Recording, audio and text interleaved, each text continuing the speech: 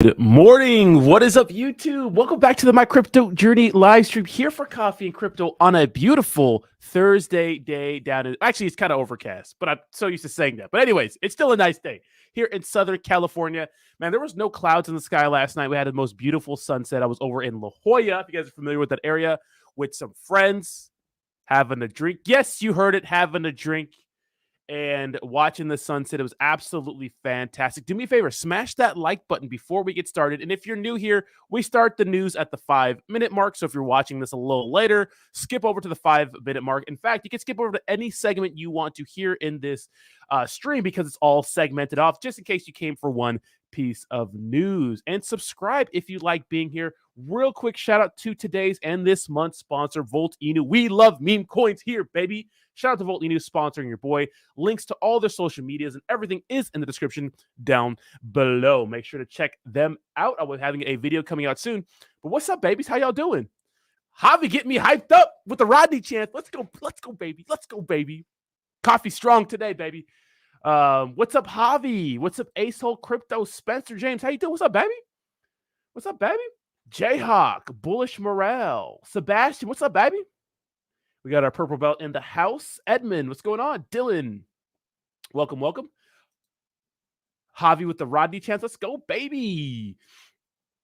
What's up, Sacco? Everyone, speak to my damn manager, okay? If you got questions for me, speak to my manager. What's up, Bernie? Gabe, DJ? What's up, Brad? Beat me. How's that Coinbase listing going? What's up, Sell MoFud XRP Army in the his house? How y'all doing this morning? How y'all doing? What's up? What's up? What's up? Brad beat me says Tan Madonna looking at what? What's up, Forever I Did? How you doing? Crypto G, what's up, baby? Crypto G, I think Crypto G. It's been interesting watching you, on Twitter, man. See you out there living your best life. Love to see it. Love to see it. I don't know if you guys saw my picture real quick. This is actually an old picture, but dude, I want to go camping so bad. This is camping I went a couple months ago. Look how fun that looks, right? Look at that. Just waking up. Obviously, my nose is stuffed because it's cold as hell out there. And then, got a couple Yeti items in there. Yeti, sponsor your boy. Let's go. Come on. No, they wouldn't sponsor me. I think the only real big brand sponsorships that have reached out to me have been Manscaped. And then cryptocurrency exchanges. Crypto.com reached out to me for an affiliate deal. That'd be kind of cool. Crypto.com's nice. Gabe with the $5 donation says, happy birthday, Roddy. Thank you so much, Gabe, for the $5 donation. Apparently, every day is my birthday. What's up, DeFi God? How you doing, baby? Thanks again, Gabe. I appreciate you, brother. S. Logan says, top of the morning. Thank you so much, S. Logan. How's it going? I do taxes for free in the house. I know, forever outdated. Yeah, 2016 cryptocurrency prices. Let's send it. What's up, Bree? How you doing, baby? What's up, Bree? You pack in a full no, it wasn't a hiking camping. It was one of those commercial camping places, you know? So I prefer hiking camping because you put your life on your back and you just go send it. But I've only been to one spot. I want to go to more. What's up, Jimmy? How you doing? What's up, Al? What's up, baby? What's up, Jason? How you doing? Absolutely agree, my ultra. We got to go for a hike or something. What's up, May you be well? How you doing? How you doing? Maddie B, what's up, baby? Good morning. What's up, Binrex? Binrex says, thank you for the advice yesterday. I bond with my wife. Dude, that's awesome. So I'm glad it worked out for you. Dude, just use that same thing every time and you'll be fine. You want to go clip that? Use it every time. I'm glad that could help. Maybe we'll jump into more of that near the end of the stream if you guys like that. Because you guys we had a decent viewing. We had 110 people concurrent while we were talking about the relationship advice. So I like that. Yeah, Sebastian, I talked to Tonic about ambassadorship, but they haven't reached out back to me or anything. And I can't really make a video if they're not putting out news. They're not doing anything. They got to be more active in the community. They just got to hire someone to do their Twitter. I don't know. I'd do it for, pretty cheap. Spencer James, really? Well, I don't know if that's sorry or congratulations. But whatever the outcome is of that, Spencer, you're going to be just fine, bro. You're going to be just fine. We have some interesting topics today, guys. We have some good, a pretty decent amount of news. Yeah, BMW and BNB, and we'll talk about that right now. So right at the 5-minute mark, we're going to absolutely send it. It's good to see you, Mr. J-Way. I saw your ramen. That looked absolutely delicious. All right, let's talk about Solana and really the downfall of Solana. Now, look at the entire cryptocurrency market, right? It's been kind of dirtling, trading sideways. And if you go down here, you can see how everything's doing on the year. Now, look at most cryptocurrencies tend to follow Bitcoin and Ethereum. Now, obviously, some cryptocurrencies are going to dump and pump a little less and a little more, right? That's just the nature of the beast. Mostly small cap meme coins that are never going to recover are probably going to rug pull into oblivion. But when you go down the list and you see a juggernaut like Solana down 94% on the year, you got to ask yourself, well, what the hell is going on? Now, we know what's going on. So there are three things I look for when something's dumping, right? What is the state of affairs when it comes to the cryptocurrency market? Well, the entire market's down, so it would make sense for Solana to be down. 90%? No. So I still keep digging. Why is Solana still down? What is the mechanic, the main function of the cryptocurrency project? Is it still okay? Well, it's a blockchain. And yeah, it's still running fine. Although they had some outages, yeah, right now, currently, it's running fine. Okay, so that's 2 out of the 3 things I'm checking for. Lastly, what is the publicity around Solana? Because remember, emotions run the market. They control the market, right? And what is the publicity circling Solana right now? Well, it turns out, a lot of people are associating Solana with FTX, the collapse of FTX. Of course, Sam Bankman-Fried, huge investors in Solana, and it is suffering because of it, down 94%. Now, last year, I'm sure a lot of you guys noticed, right? It was one of the top blockchain platforms for 2021, right? During the bull run. You have Ethereum, of course, number one, obviously. And then we had Solana, and then Polkadot, and then Binance Smart Chain. Solana, number 2. Crazy, right? So this is what the sentiment was 1 year ago. This is pretty much exactly 1 year ago. It says next we have Solana, which is one of the hottest blockchain projects currently. The soaring price of Solana's native token Sol, currently the 5th largest token in terms of market capitalization. Remember, that was number 5 1 year ago. Where is Solana now? Number 18 on market capitalization, right? It's not even in the top 10 anymore. I mean, number 18 is not bad, but if it continues to fall, well then, damn, right? It says, currently the 5th largest token in terms of market capitalization, is a testament of the hype that the protocol has been able to generate over the past few months. And the enthusiasm around the project is certainly well placed, as Solana is already proving to be among the top blockchain platforms. Now, so many developers were building on Solana, right? And I remember there was a great hub for NFTs. I remember Solana was used a lot for NFTs. Now, I always mostly use Ethereum, right? I mean, I don't really use any other chains except for BNB chain or the smart. Well, it's called the BNB chain now, but it was called the Binance Smart Chain, before they renamed it, about 6 months ago. Because mostly we bought a bunch of shitcoins, right? And shitcoins are usually, minted on these, either the Binance Smart Chain or the Ethereum blockchain. Not a lot of shitcoins were minted on any other networks. Lately, we've seen that, not minted, but created. Lately, we've been seeing the Kronos chain, right? Crypto.com's blockchain be used more for that. But during the last cryptocurrency meme coin shitcoin run, Solana wasn't one of those chains, but it was still being utilized to make NFTs, and a lot of people were making NFTs on the Solana chain, and it was super popular. Now, since last year and since this article's come out, there's been a lot of outages in the network. I think just a few, right? 3, which is still a lot when you think about how a blockchain is supposed to be run. You don't want outages. Now, people like BitBoy Crypto. Conspiracy theory time, right? Tinfoil hat on, accused Solana of pausing, their network so that Alameda Research could do some shady shit, in the Solana network. Now, is that true? I don't know, but that's what he said. I mean, Solana's taking a lot of heat right now, where it used to be the kind of like a darling of cryptocurrency, right? Ethereum's main competitor. And this is one of the realizations you guys have to really come to, because we look at the top 5, the top 10, the top 20 cryptocurrencies, and you want to invest in those because, 6 months ago, or maybe just 3 months ago, Solana was seen as a very solid investment because it's Solana. So why not buy the dip? Why not buy something that's probably going to beat its all-time high during the next bull run? But just because it went crazy last bull run doesn't mean it's going to be the same during the next run. So that's why you really have to be careful with what your dollar cost averaging into right now, especially during these times, because all it takes is for one piece of bad news to really destroy Solana. And in Solana's case, I mean, it's pretty much the biggest bad news you could get, and FTX, being completely a scam. And look at, I mean, SBF didn't create Solana from what we know. They were just, FTX and Alameda Research were just huge investors into Solana. But that, guilt by association is a bitch, right? And that's what they're going through right now. Will they recover? I don't know. I bought a bunch of Solana. I mean a bunch. I put about a G into it, around the $12 mark. Now, obviously, it's dumped, more than that. But if they can get past these demons, right? If they can get past the whole FTX debacle, which I think they possibly could, and if it ever thinks about going near its all-time high again of $200 something, this could be a good investment. But remember, it's all risky, right? Just because it was, pumping crazy last time in a top 5 crypto last time doesn't mean it's going to happen again.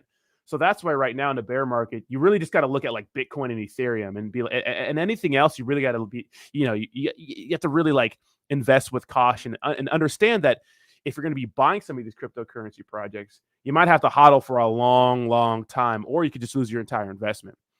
And like, lately I've been really bullish on BNB because I like what they're, obviously everyone loves what they're doing, but there's been a lot of FUD around them, right? The media is really coming after them because it's been the cool thing to do to shit on cryptocurrency exchanges, and for good reason. I mean, a lot of cryptocurrency exchanges have been wrecking a lot of people, and people want answers, and they want to make sure these exchanges are as transparent as possible. And when it comes to transparency, things in crypto are not completely transparent. They're just not.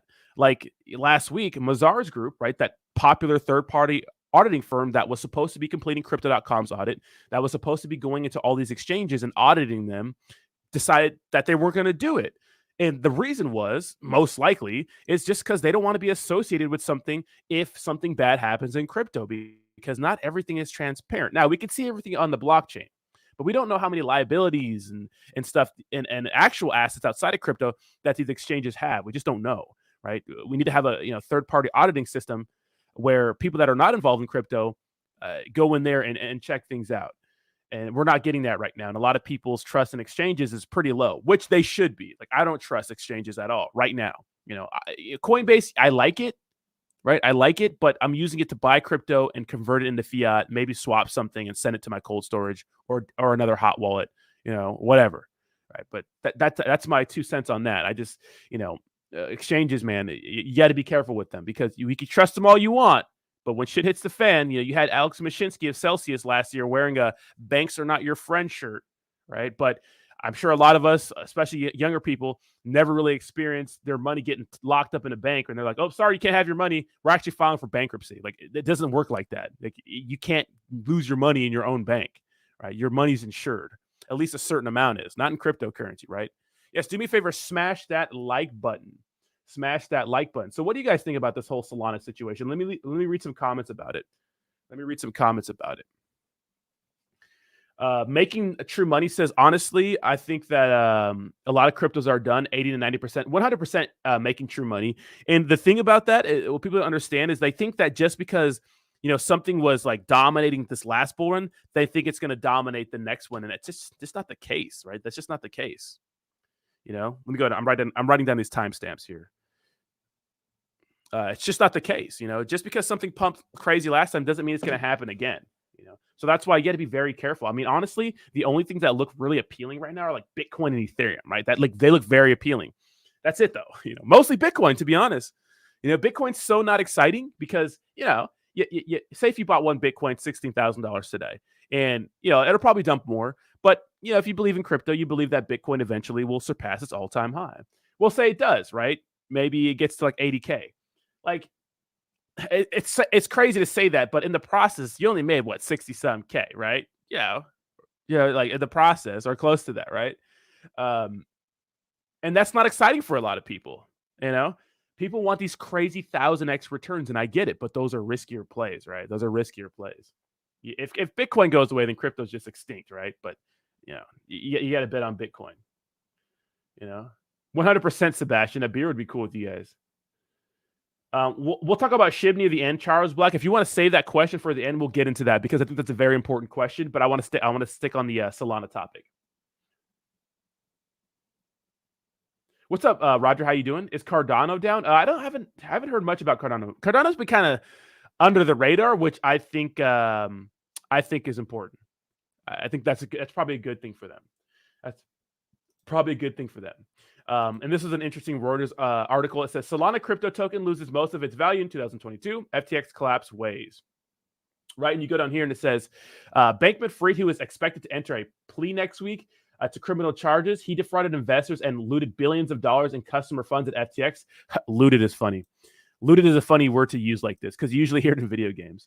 It says frequently praise Solana. So this is the issue, right? It's like he was frequently praising Solana. And check this out. FTX Alameda, Bankman-Fried's trading firm, held Solana tokens on their balance sheet. So it's like guilt by association. It's crazy. It's crazy. And Solana dropped 50% since the whole downfall of FTX. So it's like, damn, they dropped 50% in a month or two. It's crazy. What's up, Bernie? I do not. What's up, Chaka? How you doing? Welcome, welcome. So this is it's like guilt by association. But like I said, I took a chance. I bought the dip a little bit. But look, if I lose that, I'm fully expecting to just look like a clown, right? If I lose the money I invested in Solana because it's just dead from here, whatever. I don't really care. I'm a degenerate. I bought some FTT tokens and I also bought some Solana tokens because I was trying to make a little quick buck, but I got burned on this one. So trader extraordinaire, as you can tell, trader extraordinaire. You guys don't even want to know like the shit coins I get into off air. You know what I mean? It's kind of crazy, to be honest, right? I like to, I'm a degenerate, right? A lot of us are degenerates on this channel, and it feels strange, being a degenerate when it comes to, especially these blue chip projects. Because I mean, if you would have told us last year that, hey, this time next year FTX is collapsed, Sam Bankman-Fried's going to jail for fraud, and Solana's 90-something% down, I would have been like, yeah, sure, okay, whatever. What are you smoking? But hey, man, it's here. So I thought that was pretty interesting. All right. So, which is pretty interesting here. Fox had a pretty interesting story on the FTX situation. Now, look, I'm not some, obviously I do lean a little one way politically, but sometimes I think that Fox News has a bunch of mouth breathers on their channel. Sometimes I think CNN has a bunch of mouth breathers. Sometimes they're corny. But let's listen to part of this segment. And one of the people on this show, they say something very interesting. And it seems like they're really, at least Fox News is, running with the whole conspiracy, one of the conspiracy theories that we thought of. Let's watch this video and let me know if you can point it out. To cash in on the story of his massive fraud, Hollywood style. While on house arrest, disgraced FTX founder Sam Bankman-Fried reportedly just met with the guy behind The Big Short, as well as other big blockbuster movies. No word yet on whether proceeds from any book or movie deal will go to the millions of people Sam scammed. The liberal media is also trying to rehab Sam. Now, here's the thing. One thing I want to point out here is that, yeah, that meeting with that, we talked about that yesterday, right? The guy who created The Big Short is going to pretty much, he's talking to SBF about possibly making some sort of movie or story, getting some exclusive interview before he gets locked up. Now, were those a big kind of pro to this situation is that maybe the proceeds, like you said, from the movie will go to some of the victims. Obviously not all of it. They got to pay the actors, right? And Jonah Hill's probably going to play this guy. But some of those proceeds are going to go to the victims, which would be absolutely fantastic. That would be one way to make users whole. Obviously, they're not going to get $10 billion worth of funds, right? But it could help. Let's continue. Sam's image already. The New York Times still doing puff pieces, lamenting that his arrest is going to, get this, hurt the Bahamas. Quote, in the U.S., Sam Bankman-Fried is persona non grata. But in interviews across the Bahamas, residents say that his crimes were hardly comparable to the gang violence of the island and express fears of economic fallout if crypto investors don't return. Tyrus? Now, this is terrible, right? Now, we've seen our fair share of puff pieces coming out from, they call it the liberal media, we'll just say other media, right?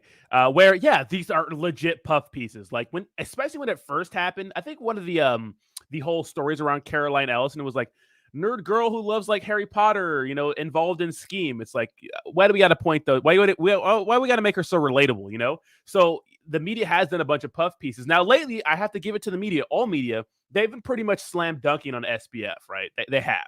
Let's continue.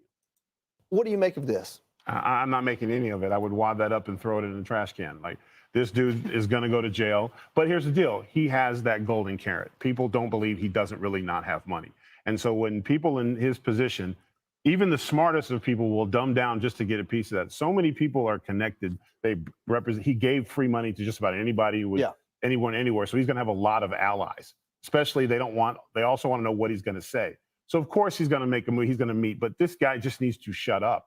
If his lawyer had any sense, to be like, stop doing movie deals every time. The good news is for everyone he hurt, every time he talks, he digs a deeper hole. So of course they're going to miss him. The residents of the Bahamas are going to miss him because he spent a lot of money there. He brought a lot of money in. Their economy is based off tourism. And when you have people who spend frivolously like that, that's a good thing for them.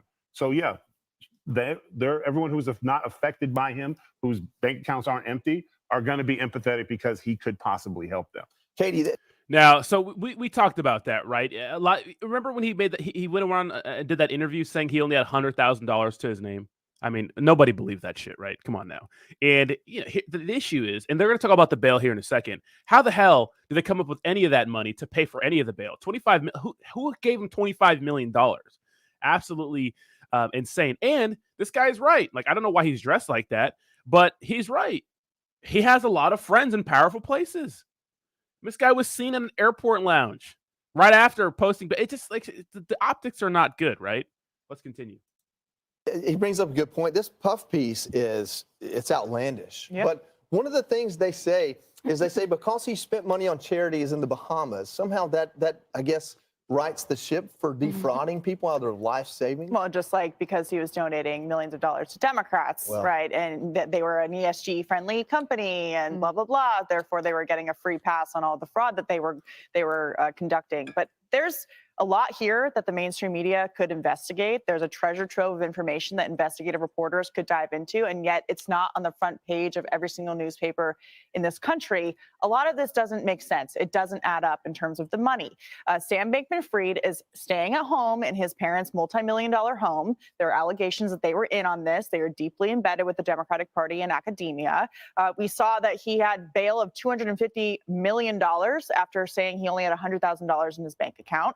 We know that he was flying private and in the lounge at the airport when he was supposed to be, not in prison and let out of jail and extradited to the United States. And so there's a lot of questions about where this money is, whether he still is using money that he defrauded from these customers.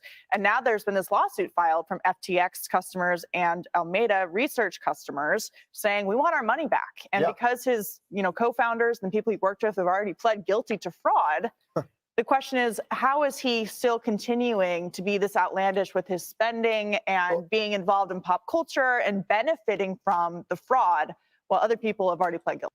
Yeah, I mean, we know that Gary Huang, right, and then Caroline Ellison both pled guilty, right? And so, look, SBF is going to get fucked right now, but the optics of him hanging out in a lounge and those sorts of things on the internet, it's just not good, especially, after how many lives they've ruined.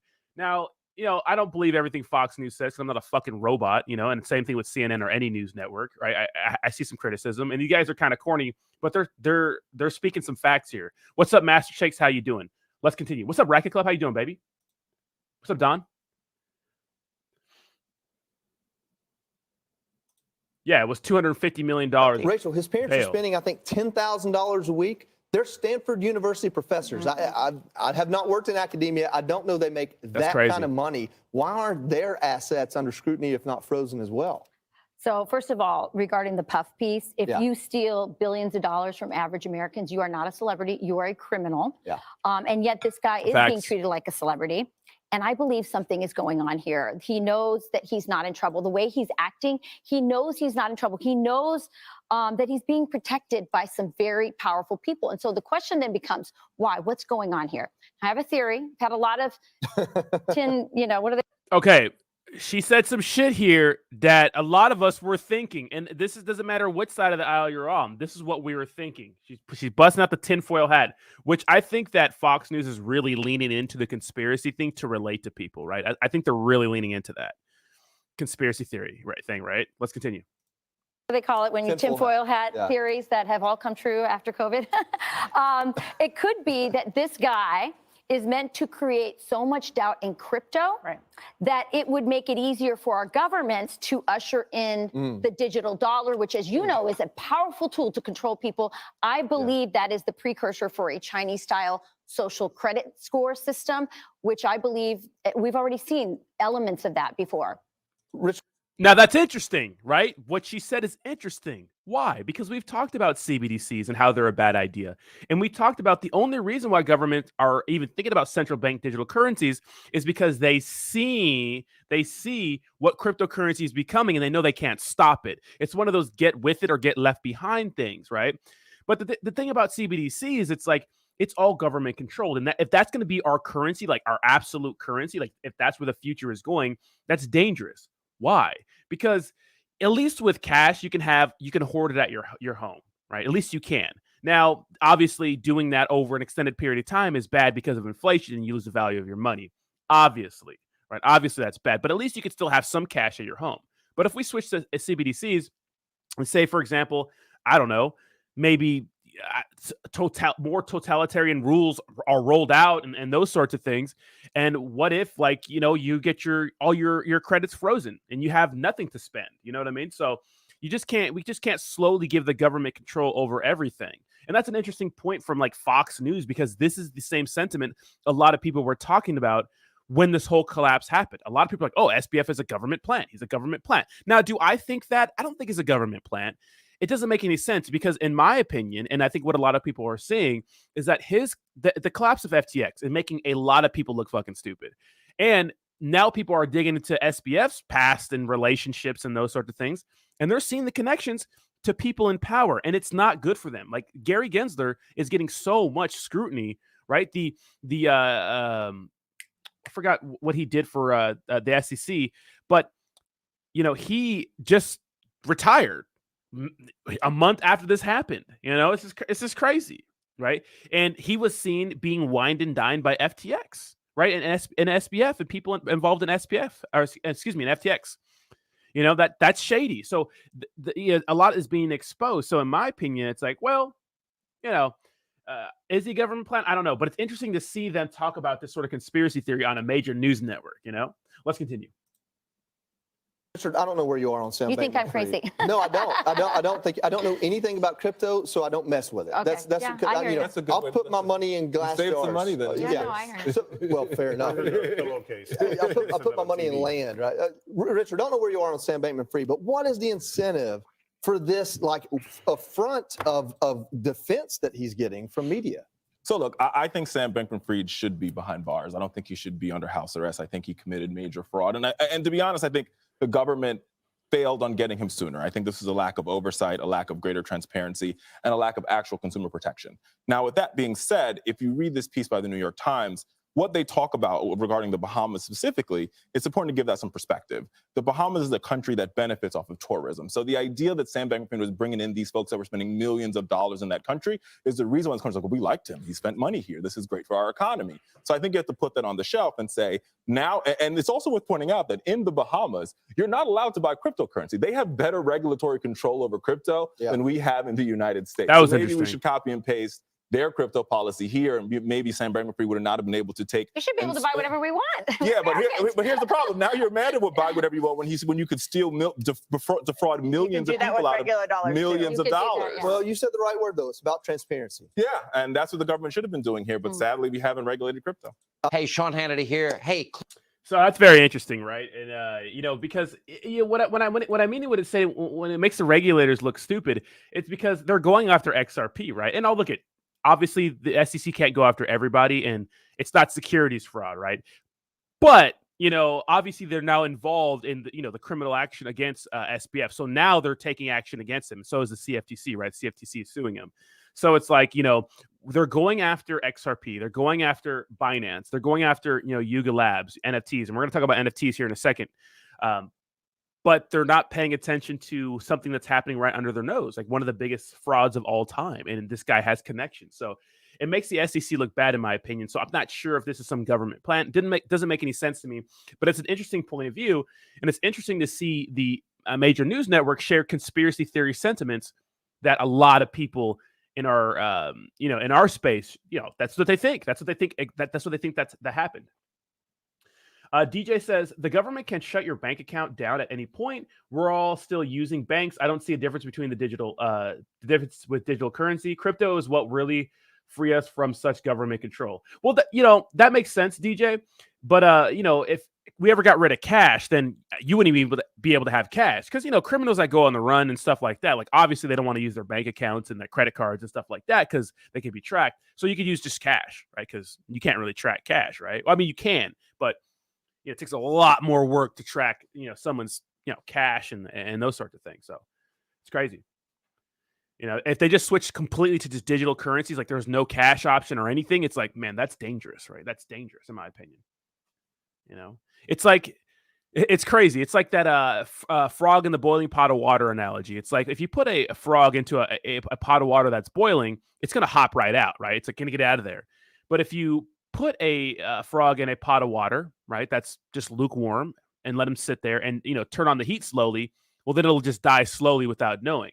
That's the same argument people use for our government. It's like they take little bits of freedom away every day, right? Every time there's some sort of law passed, some sort of thing passed where they censor people little by little and do things like this, eventually, it's insidious, right? Eventually, the main freedoms we have when we enjoy in this country are gone. And the reason why people get so complacent with government censorship is because it'll confirm their bias, or it'll be for something they don't agree with. Like, say for some social medias, say someone posts something you don't like and they censor that, but it's technically free speech. It's like, that's all fine and dandy because it's an opinion you don't like, so you don't care if it gets taken down. As a matter of fact, you probably enjoy that it gets taken down.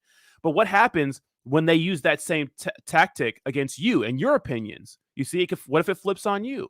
Then your shit's getting taken down. Do you want that, or do you want to enjoy the freedoms we have here? Because, a lot of people, the grass is always greener. But if you think about timelines ever in the history of human civilization, right now, especially in the United States, in the West, mostly, right, we have the highest quality of life, the standard of life, right, that we've ever had in history.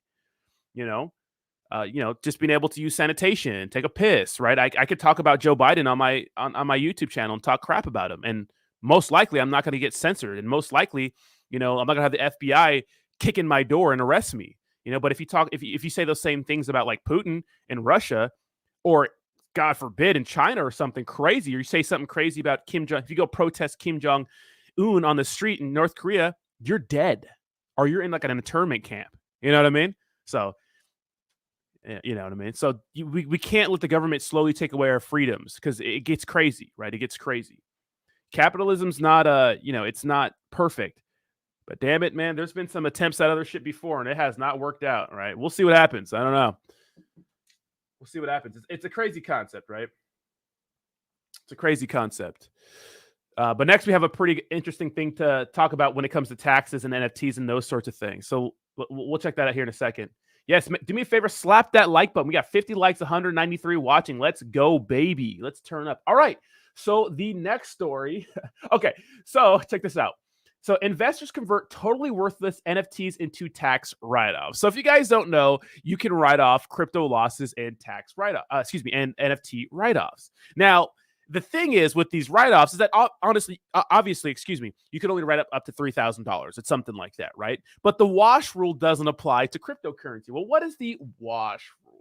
So usually, and I'll read this for you. So it says, reduce your taxes with the crypto wash sale rule. The IRS wash sale rule does not currently apply to cryptocurrency because it considers virtual currencies to be property rather than securities.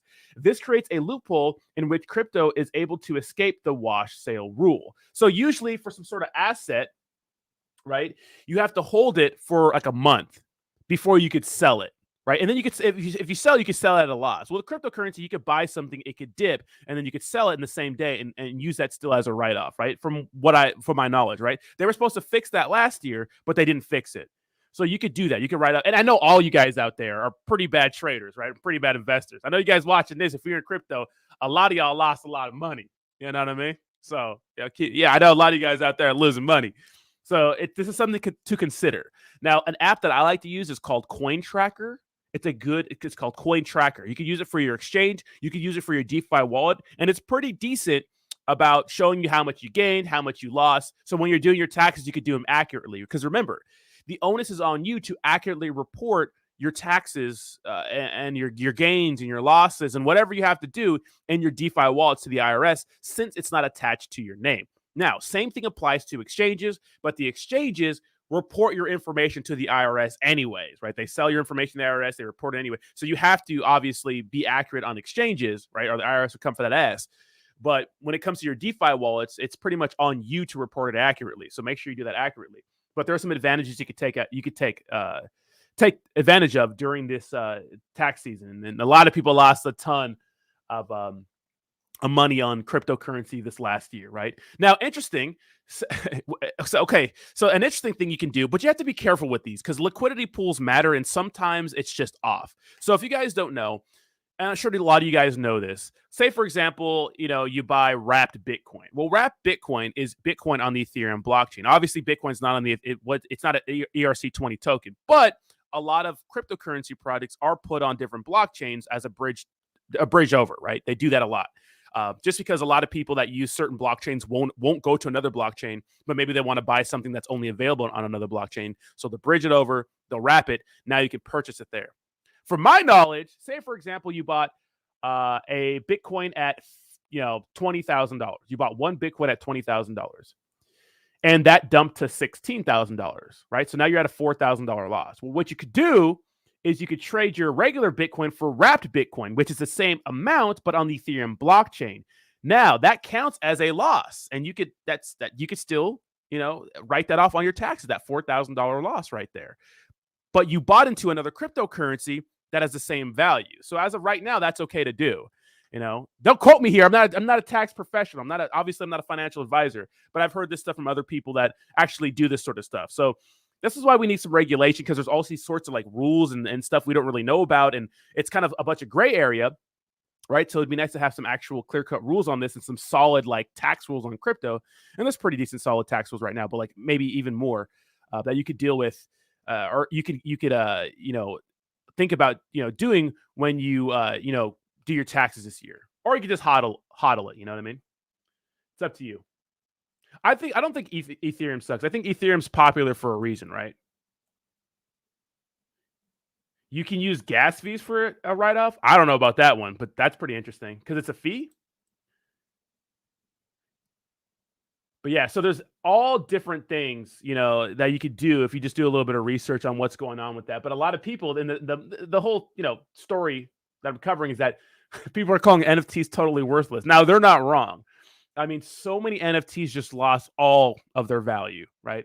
And there's a few that are actually doing well. And one is Bored Ape Yacht Club, which is being investigated, right? Yoga Labs by the SEC, so they could be in some hot water. Maybe. And then VeeFriends, right? Gary V's NFTs. I think every other major NFT is just down in the dumps. Now, I think that NFTs have a different purpose in the future, but as of right now, they're used for fucking art, right? Now, NFTs are going to be used, in my opinion, to show proof of ownership and true ownership, that's immutable, right? Because it's on the blockchain, which is like maybe a deed to a house or a title to a car or something like that. You know what I mean? Or maybe like tickets to an event and those sorts of things. Like NFTs have a bigger purpose than just pictures, right? Pictures and numbers of a series of letters and numbers that, show you a fucking picture. I think NFTs have a bigger purpose than that, but that's what they're used for right now. Now, I was talking to a friend last night, and his father says a lot of his friends are into NFTs, and what they'll do is they'll buy like moments, like sports moments, which I think are a cool use case for NFTs. Where like, it'll be like, they'll have like a pack, they buy like a pack. And then in this pack, they'll have different NFTs of different significant moments in sports. Like maybe a game winning shot, maybe a game winning hitting home run, maybe like a perfect season, maybe Lionel Messi winning the World Cup, like stuff like that. Like that's pretty cool too. I wouldn't do that because I'm not into that, but I could see how people are into it, So very interesting use cases for NFTs. But if you have some NFTs that you lost a lot of money on this year and you sell them, it could be a tax write-off. Right, because it's still one of those assets that, and obviously a lot of people have held longer than a month anyways. So, consider, cutting some of your losses. Now, obviously, I'm not a financial advisor. I'm not an expert in trading. We don't pretend to be. We're just fucking dollar cost averaging crypto degenerates. That's what we do. You know what I mean? But there are different things you should probably consider taking advantage of during this tax season, right? There's just a lot of people lost a lot of money this year, and just think about it. NFTs are something we really didn't get into a lot last year. We have a couple.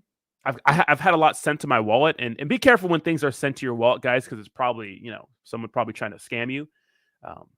a dusting scam. Because I don't know if you guys noticed that if someone sends you an NFT or something that seems a little shady, don't swap it or sell it or anything, because it'll clean your wallet out. So if you didn't send that, if you weren't expecting some, NFT in your wallet and you see it and you look on OpenSea and it's worth $10,000, do not sell it, because it's probably going to wreck you. Right? It's probably going to wreck you. Sebastian says, yeah, with taxes, you're guilty until proven innocent. The government wants that booty. 100%. I've never got audited, but I know a lot of people have got audited, and it's not fun. And you don't get compensated for any of your time or anything. The IRS just says, hey, we're going to fuck with you. We need all your, all your proof that you paid your taxes or you reported everything accurately. And you got to go through and get everything to prove to them that you're innocent. And then, obviously it takes a lot of time and money sometimes if you're paying like a CPA or something like that, but it's crazy. Dollar cost averaging means just like, say for example, if I bought, instead of buying Bitcoin at like $20,000, I would break to that $20,000 up into 20 different $1,000 payments. So I'm not buying everything at once. I'm slowly buying into a cryptocurrency project, which can either raise your average price or lower your average price. The benefit of buying, on a dip or a dump is that, over time you lower your average price of your cryptocurrency, right? So that's why it's good at dollar cost average. It's because people say they can time the market, and we have all sorts of fucking crypto experts out there who pretend to be like master day traders when they're not, when they just got into cryptocurrency. Last year, everything pumped and they ended up just riding the wave to the top. It's like everyone was an expert fucking last year. You know what I mean? But now it's like, oh, they're all MIA. But people think they can time the top and time the bottoms, and people say they do. And it's like, it's just ridiculous in this space. The best way to go is dollar cost average. I mean, obviously there are events that are easy to time, right? Like CPI data, or, maybe mid 2024 when we're expecting a Bitcoin halving and inflation to be under control. But aside from like big news like that, like people timing it to a day, or you think you're going to be able to become a millionaire by watching one YouTube video that teaches you how to day trade, you are sadly mistaken. You are sadly mistaken. So don't get absolutely wrecked. Don't get absolutely wrecked. Now, let's talk about, and let me go ahead and write this down. Let me see. This was NFTs. This was, we'll do 4230. 4230. Got to write down the time for the timestamps. All right, let's talk about BMW and BNB. All right, so BMW taps CoinWeb and BNB chain for blockchain loyalty program. Now, I thought this was going to be some dumb NFT partnership, because let's be honest now, like we make these hype videos about these partnerships like Coca-Cola and Kronos, and like they're making NFTs, and who else was it? Starbucks and Polygon and stuff like that, like Disney and Polygon. Those are all NFTs. But this seems like BMW is actually going to use the blockchain for some of their technology payments and those sorts of things. So this is kind of exciting because, obviously BMW, huge car company, right? BMW taps CoinWeb and BNB chain for a blockchain loyalty program. So BMW will integrate decentralized tech in two phases. First, in its daily operations to eliminate complex paperwork. And the second phase would see the development of a customer loyalty program. Very, very interesting. Now, what people say like blockchain technologies just hasn't caught on yet, what they mean is like big businesses, big corporations haven't really found like a reason or a need to use blockchain technology just yet. Maybe BMW will be one of the first ones. Now, if we think about the internet and those sorts of things, remember, if you go back and watch like the mass adoption of the internet, one of the biggest reasons why the internet, popped so much is because big businesses could use it. Emails, like less paperwork, you know what I mean? Like those sorts of things. That's a huge deal. So maybe BMW will be one of the pioneers of this whole movement. We'll see. It says German car manufacturer BMW plans to integrate blockchain technology into its daily operations and create a blockchain loyalty program for its customers in Thailand. The popular car maker has onboarded blockchain infrastructure firm CoinWeb as its decentralized architecture provider and BNB chain for settling transactions. Now, I wonder why they came to the BNB chain and not any other chains. But if you think about popularity, BNB chain, when we saw that little chart that we were talking about Solana earlier, BNB was like the fourth most popular blockchain used last year during the bull run, mostly because a lot of shitcoins were created on it. But if you think about Binance, who CZ is and what Binance is, how much of a big player they are in the space, it makes sense why they would go with BNB chain because of the cheaper fees too, right? It says the integration of blockchain technology into BMW's workflow will take place in 2 phases. First, the decentralized tech will be integrated into BMW's daily operations with the goal of automating time-consuming manual processes and streamlining the company's automobile financing services. Now, this is important, right? If they can make this stuff better, right, more streamlined, they're going to use any technology to do so, right? And if that's blockchain technology, well, good for us, right?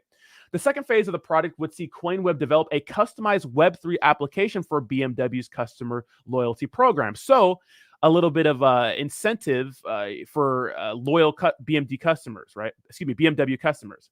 The program will use a blockchain-based reward scheme to incentivize BMW Group customers.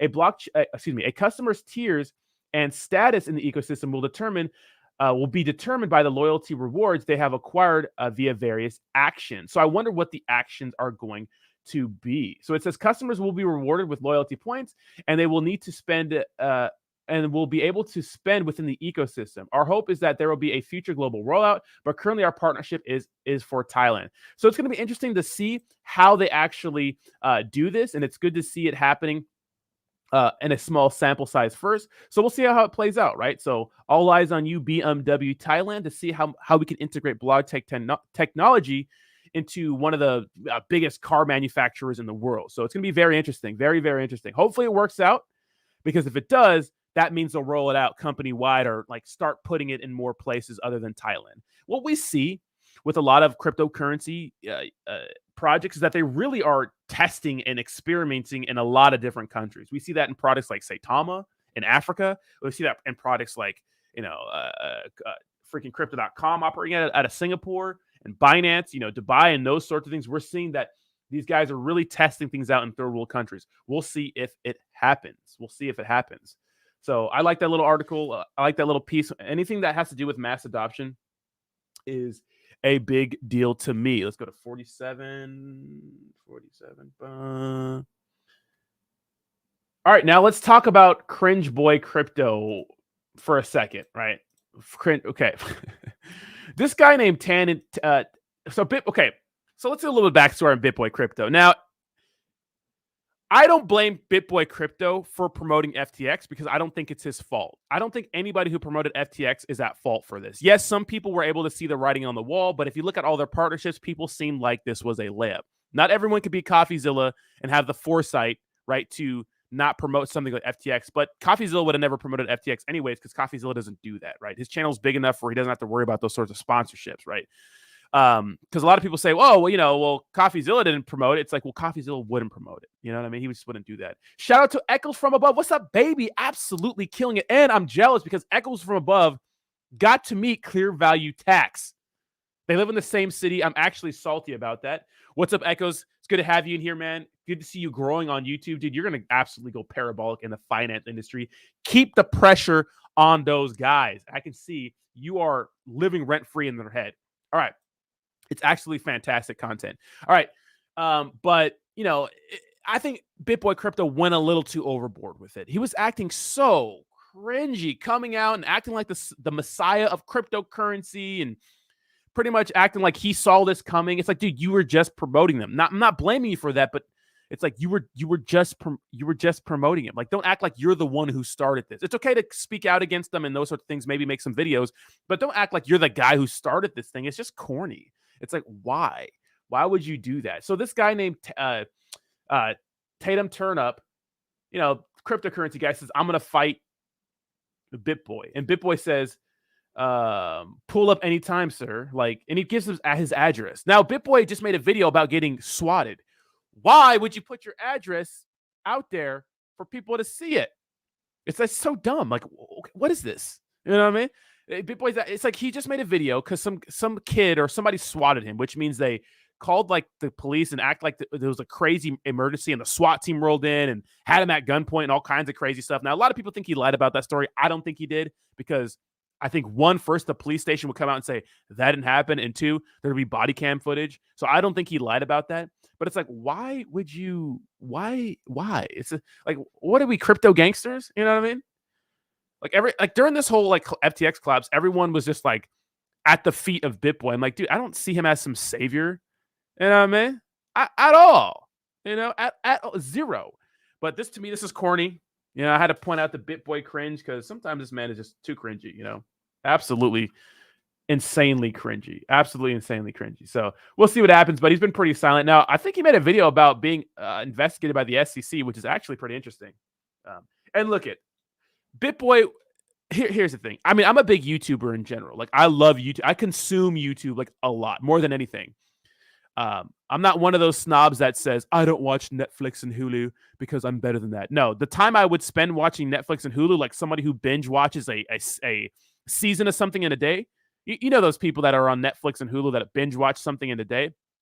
Those same people, I'm like those people, but with YouTube. So I'm not holier than that. I just do it on YouTube. I watch so much content on YouTube. And I'm very hip to like the YouTube community. Who are the big players? Who's been there for a long time? Right? Who are like the big outspoken mouthpieces? And one of them was Atozy.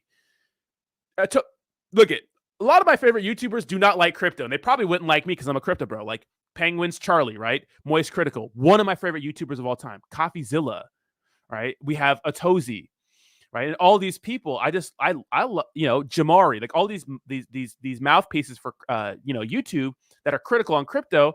I still like them because they're some of my favorite content. Atozy said something mean about BitBoy, and I've always thought BitBoy was just a big degenerate. I've always thought he's like an influencer like us, but he's just on a bigger platform, right? More organized news show, and I think he's a hard worker. I think BitBoy is a hard worker, but he's just so fucking corny and cringe sometimes. He hit Atozy with a lawsuit because Atozy said mean things about him on the internet. It wasn't even defamatory.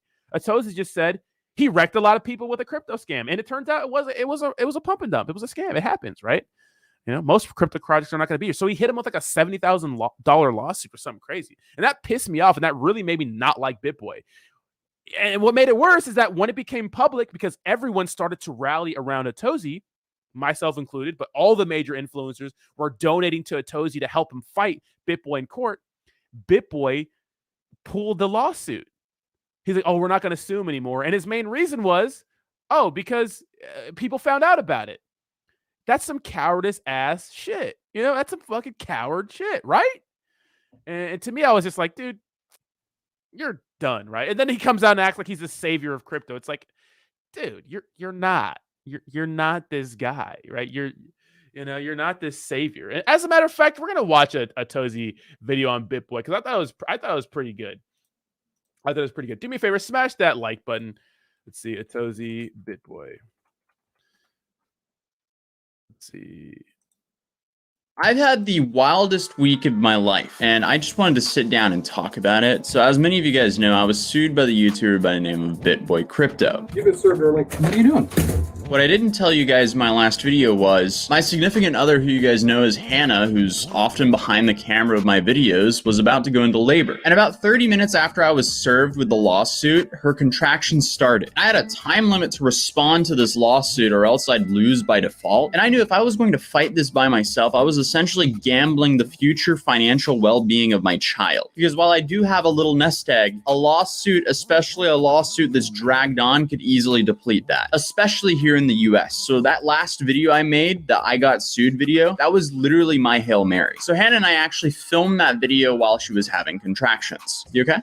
Give me a second. Hannah's literally having contractions right behind. After I sent that video off to my editor, Daniel, we ended up beelining it to the hospital at 2 a.m. And then we ended up getting sent back home at about 5 a.m. because she wasn't dilated enough. So I drove back home, got my video back from Daniel at about 11 in the morning. I still hadn't slept because Hannah's contractions were getting pretty bad at this point, so I was just there for her. But I then sent the video to my lawyer, and while I was waiting for his response, I started setting up the GoFundMe, and I started messaging around the people I knew within the crypto scene how to set up a secure wallet to raise funds. And one of the guys who actually goes by the name of Kobe on Twitter got back to me and said, hey, I bought the atozy.eth domain for you. I then was pretty blown away because I realized this guy spent over $1,000 just for a domain for me. So massive shout out to this man. But after that, I got approved to post my video for my lawyer. So I then posted my I got sued video and posted a thread on Twitter that says, I wish I didn't have to make this thread, but I'm being sued by the YouTuber BitBoy Crypto for a video I made roughly 9 months ago, covering how I promoted a project named Pam. Last night, the third person BitBoy sent to my house showed up and served me the lawsuit. According to media media reports he'd previously made $30,000 for a single paid promotion and now feels responsible for the losses suffered by his followers. I stand by the allegations in the lawsuit,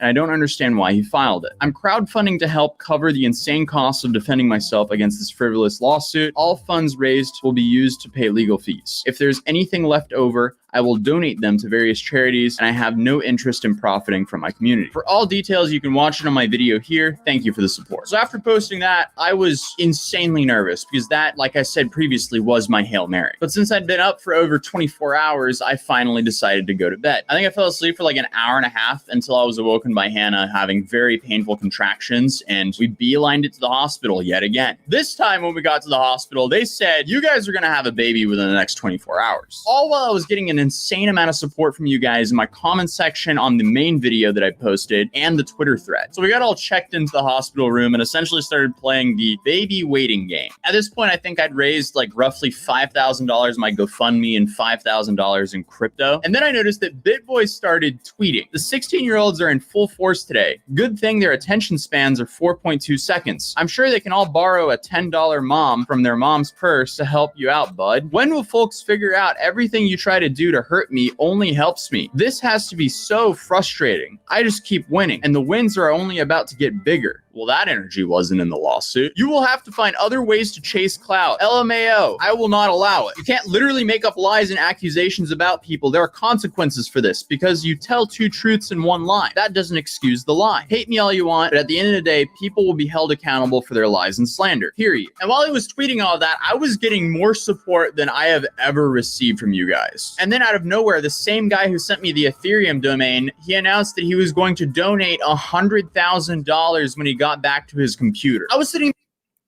If you guys don't know who Kobe is, Kobe's a big mouthpiece for just cryptocurrency in general.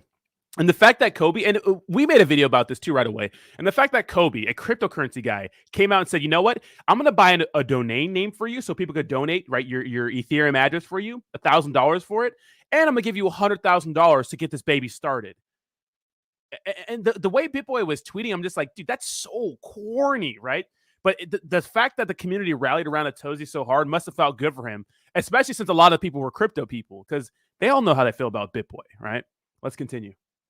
There in absolute disbelief because that's quite the bold thing to just casually type out on Twitter. And I think at this time I'd raised about $30,000 in total, which was insane. I realize now, like, wow, guys, this is still going to be expensive for me, but maybe not as expensive as what I thought it would be. But lo and behold, this man is definitely a man of his word. And he sent me over $100,000 in USDC, which is a stable coin on Ethereum. So not only did this dude buy me a domain, but he also sent me $100,000. What do you even say to that other than thank you? Holy shit. Like, I'm still speechless just thinking about that. That's absolute insanity. Not only that, but some anonymous person also donated $25,000 to the GoFundMe. Then the Twitter users ZachXBT and PassCT organized an auction where they were auctioning away this image where the proceeds were going to go to my defense fund. And the top bid was over $5,000 at one point. And then all the individual donations from my community and the crypto community, I was in shock. I've basically been up for way over 24 hours. I had about an hour and a half of sleep in all that time, but I was just absolutely speechless. Like, I don't even know how to react to it now. Just thinking over it, like the bullet that I dodged because of you guys is insane. But I fell asleep for another 2 hours on that sofa they give dads beside the birthing bed. And then I was awoken by Hannah in pain yet again. And it seemed like the baby was about to drop. And about 2 hours later, our son was placed on Hannah's chest. And I remember just at that moment, like the only thing in my head was everything's going to be okay. And Casper was just so still and calm. I was surprised. I was honestly kind of alarmed. I was like, wait, aren't babies supposed to be like screaming and crying at this point? But he was just sitting there chilling, or well, laying there. And after, I don't know, a couple hours of her and I just trading turns, holding him, we put him in the bassinet and just sat and admired him for a couple hours. No matter how much other stressful stuff was going on that day and the days previous to this, that was still the best day of my life. I really get it now. Like everyone I know who are parents always tell me the best day of their lives is the day they became parents. And I see that. I 100% see that. I didn't get much sleep that night because of everything that was going on. You know, the normal stuff, getting sued for a lot of money and then having your firstborn child and then raising a lot of money all in the same 48 hours. It's safe to say that my brain was wired. But in the morning, I checked my phone and I saw that we had raised roughly $200,000, which is absolutely insane. Crazy. Again, guys, thank you so much. You guys literally saved me here. Because of this, it seems like he pulled out of the lawsuit. BitBoy actually posted that the lawsuit is officially over. He dropped the lawsuit without prejudice, which means he could actually still sue me again in the future, but I don't see a reason why he would do that to himself again. A few hours after I saw that we raised roughly $200,000, BitBoy Crypto went live onto his YouTube channel where he had a 15-minute rant. And here are some of the moments from that. We did not want this to become public. I guess when I decided to do this back in November, I want to keep this behind closed doors. I've had another lawsuit. It was behind closed doors and it worked out great. And I think that both parties were happy and it was settled and, you know, everything about it worked out. I'm confused as to why he thought I'd be quiet about this. Obviously, if this would have been public, I wouldn't have done it. Not because I want to hide it, but all we were trying to do was get him to take down the video that had factually wrong information that has implications for me as a person. And, you know, when my kids go and they Google their dad, you know what comes up? That video. By the time you sued me, no one remembered that video. You brought that video into the limelight by suing me. Why didn't you just respond to me like this in one of your live streams before suing me? Everything just turns into a massive headache as soon as lawyers are involved, and no one wins. Like if this actually got dragged out to court, the only winner would be the lawyers. Here's where we're at, okay? Where we're at is, at this point, it has become public. It's become an absolute debacle. We know Kobe gave him $100,000. So, you know, hopefully that money will go to good use. But yeah, so we are going to drop the lawsuit 100%. And I'm sorry this became public. I'm sorry that this has been, you know, misconstrued. But I just want you guys to understand why I was doing this. This was not about a slapstick lawsuit. I know that's what everybody says, right? It's frivolous. It's not frivolous. See what look at him talking right there. It's like, what are you talking about? You sued a guy who's a mouthpiece on YouTube. You didn't think it was going to get public, and now you're rescinding the lawsuit because he's telling people about it. It's like, why does that matter? You sent the lawsuit. You thought you had a case. So why aren't you seeing this through? You're not seeing it through because he exposed you. Right? People are going. He has 1.2 something million or 5 million subscribers. Him and BitBoy have the same amount of subscribers, but Atozy gets more views because Atozy is like a different mouthpiece, right? Different kind of vibe. Atozy is not just like crypto, you know, criticizing crypto, obviously, but it's like, dude, you know what I mean? It's like this just makes you look like a coward, right? Someone implies that you can be in trouble from the SEC. That is not frivolous, guys. That's a very, very, very serious matter. And so from my perspective, trying to defend my reputation, trying to get him to remove the video that literally has wrong information in it, that was all I wanted. This wasn't supposed to get this far. So at this point, like I said, there is nothing really we can do. You know, the money has came in on his side. The lawsuit was never about money.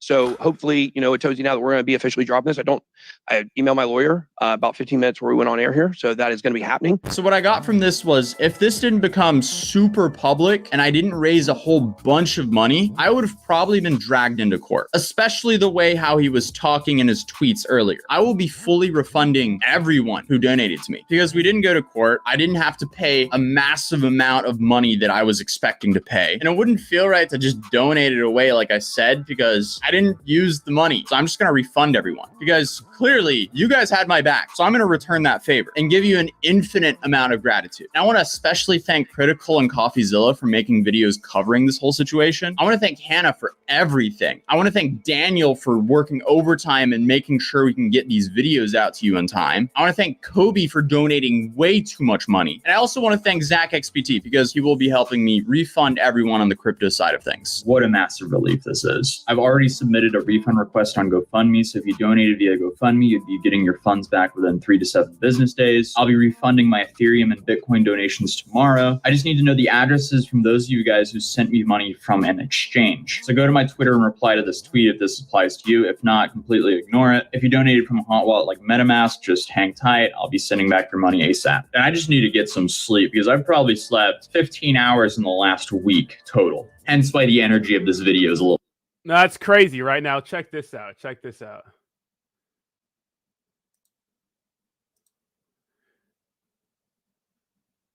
This is kind of an update to the whole situation. Let's check this out. So it's another video. But yeah, do you see what I mean? Like how like much coward? It's like, dude, like what kind of cowardice, right? Let's watch this right now. This is another. I got a letter from the SEC last night. So this was made 2 weeks ago. It's a kind of an update video. I got a letter from the SEC last night. Well, that was quicker than expected. I don't think it's for the reason that we think it is, though, but we'll get into that today. Because my most requested video as of recently is to take a look at what's been going on with BitBoy recently, as it seems like he's losing his mind. And honestly, I didn't think it was really necessary to make a video until he mentioned me by name at some convention in Miami. But if you're new to my channel, to catch you up to speed, roughly a year ago, I made a video on a cryptocurrency influencer by the name of BitBoy for promoting an outright scam by the name of Pam. His response was to then send multiple people to my house with cease of desist letters to get me to delete the video. When I didn't delete the video, he sued me. Well, you've been served early. What are you doing? I then recorded my video asking for help and then beelined it to the hospital because my significant other went into labor. It's safe to say that that was a stressful couple days, but we then raised roughly $200,000 and I had my firstborn son. Then out of nowhere, BitBoy goes onto a live stream and pulls out of the lawsuit because he didn't want to make it public. We did not want this to become public. I guess when I decided to do this back in November, I wanted to keep this behind closed doors. I've had another lawsuit. It was behind closed doors and it worked out great. And I think that both parties were happy and it was settled and, you know, everything about it worked out. But yeah, so we are going to drop the lawsuit 100%. And I'm sorry this became public. Interesting how you filed a public lawsuit, but you didn't want it to be public. The whole thing was just insane. But he actually kept his word and he stopped the lawsuit, and we didn't really hear too much from BitBoy Crypto until a couple weeks ago when FTX collapsed. And of course, in BitBoy fashion, he had this to say about FTX before it collapsed. My name has been every day on the channel. I show you how to make money in crypto. Let's move on. Let's talk about the secret token, FTT. That is the token of FTX. Sam Bankman-Fried, everything this man touches turns to gold. I don't know. Moon. There's a massive story out right now about FTX. FTT is potentially going to be one of the few coins I believe that could go up in the bear market. Now, I know that sounds crazy. I'm going to go deeper into crypto. You will get to reap some giant rewards. We could see FTT just absolutely rip. Dude never misses. Now look it's funny, but look if someone made a compilation of dumbass videos of me, you know what I mean, I'd be the same seat. So I'm not knocking BitBoy of promoting FTX. I don't knock anyone for promoting FTX.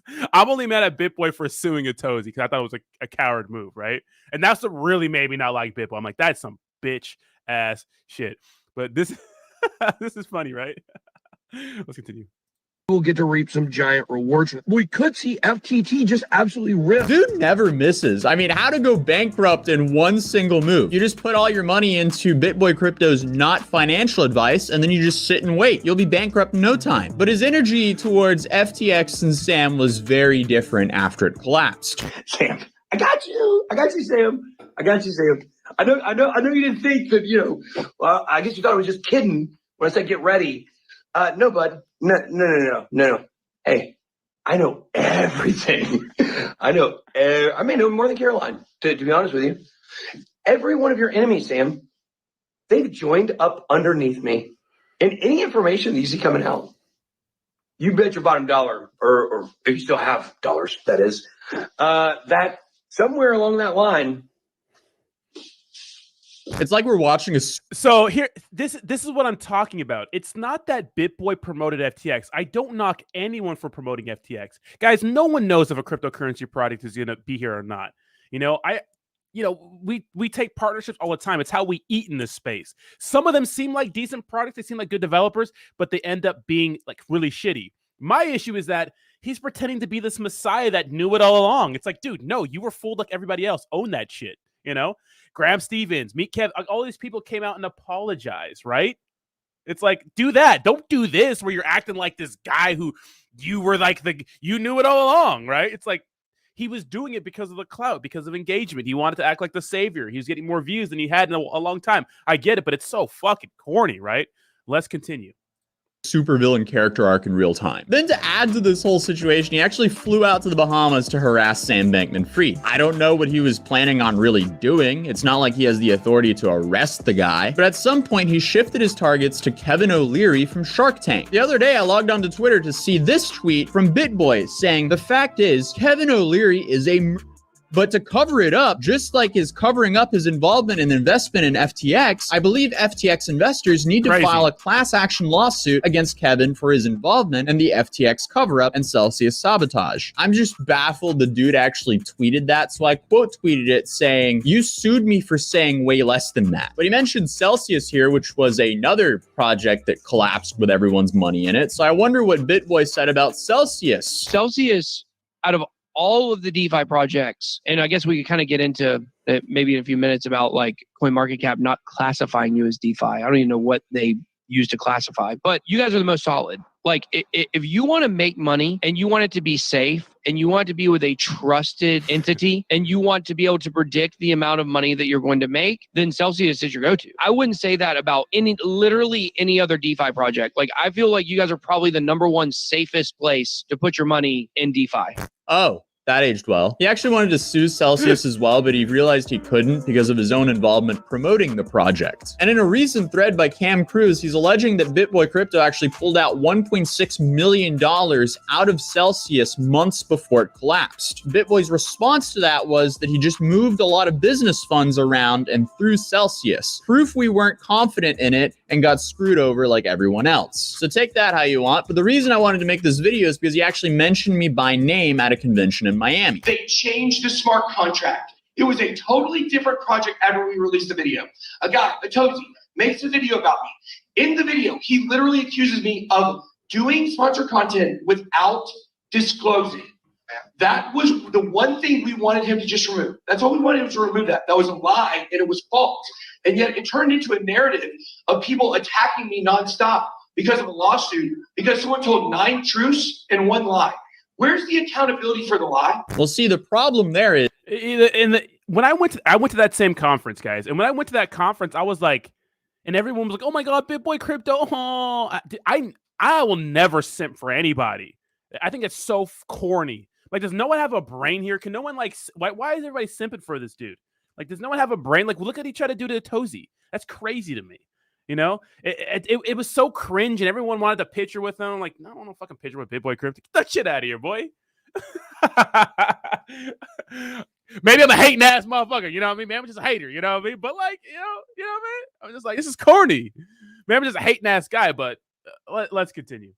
BitBoy just admitted to promoting an undisclosed shill. CoffeeZilla tweeted, "BitBoy said he didn't have undisclosed promos. They don't exist. I'll give you $10,000 if you can find an undisclosed promo." So Zach XPT finds one, BitBoy admits it's true, and now he might be backing out. BitBoy owes Zach $10,000. And Zach actually just DM'd me confirming that BitBoy just paid him for finding a undisclosed shill on BitBoy's account. So is that the reason he sued me? Well, it could be, but going back to that live stream where he called off the lawsuit, he also said that one of the reasons he sued me was because of my comments about the SEC in my original video. So for context, here's that clip. After all, I'm not a financial advisor. I'm not a financial advisor, but I'm making an 11-minute video on why you should buy this complete scam. It's basically inevitable that the SEC is going to get involved because like this cannot resist the urge to take that quick buck and just milk their audience for some extra money, even though they're self-proclaimed deca millionaires. Because this is what's currently going on. And this is exactly what he said on that live stream. This was not about a slapstick lawsuit. I know that's what everybody says, right? It's frivolous. It's not frivolous. When someone implies that you can be in trouble from the SEC, that is not frivolous, guys. That's a very, very, very serious matter. That was what he said 3 months ago. So let's fast forward to this week, December of 2022. He's now claiming the SEC is after him.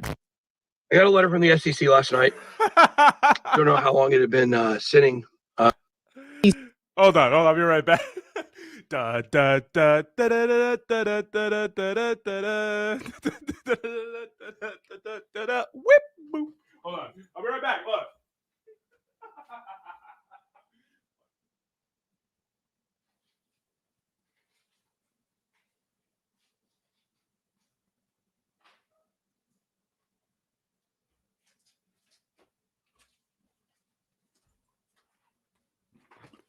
I have a feeling all fucking crypto YouTubers are going to be in jail. I'm going to be in jail with everybody else, bro. I'm going to be a cellmate with Classic Crypto. Fuck it. Let's continue. SEC is after him. I got a letter from the SEC last night. Don't know how long it had been sitting, waiting for me to get back. Gary Gensler has now came knocking at my door. Very scared, Gary. I'm very scared. I will start by giving you my reaction to the SEC letter from Gary Gensler.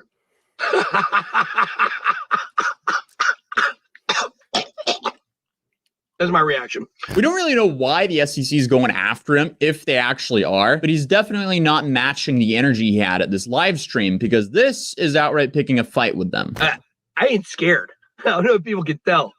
These people are scammers.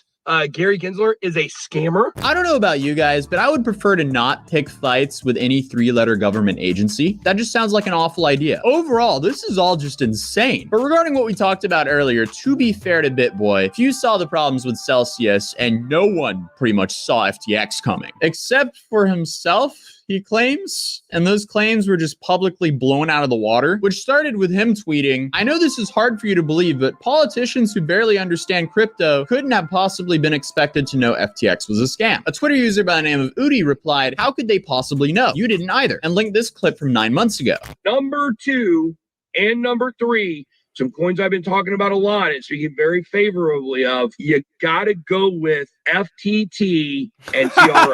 I really believe these 100%.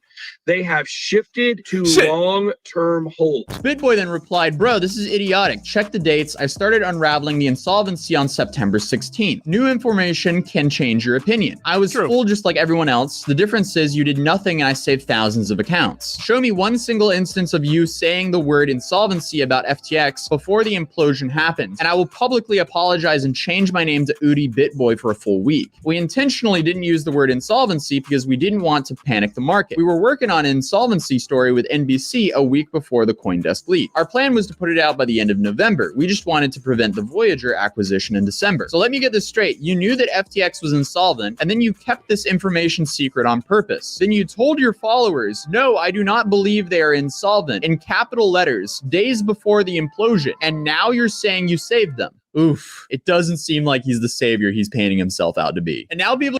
And that's what I'm saying. It's like, it's so corny. Just take the L, bro. Look at, when I first found BitBoy last year doing the bull run, I think it was a Cardano video.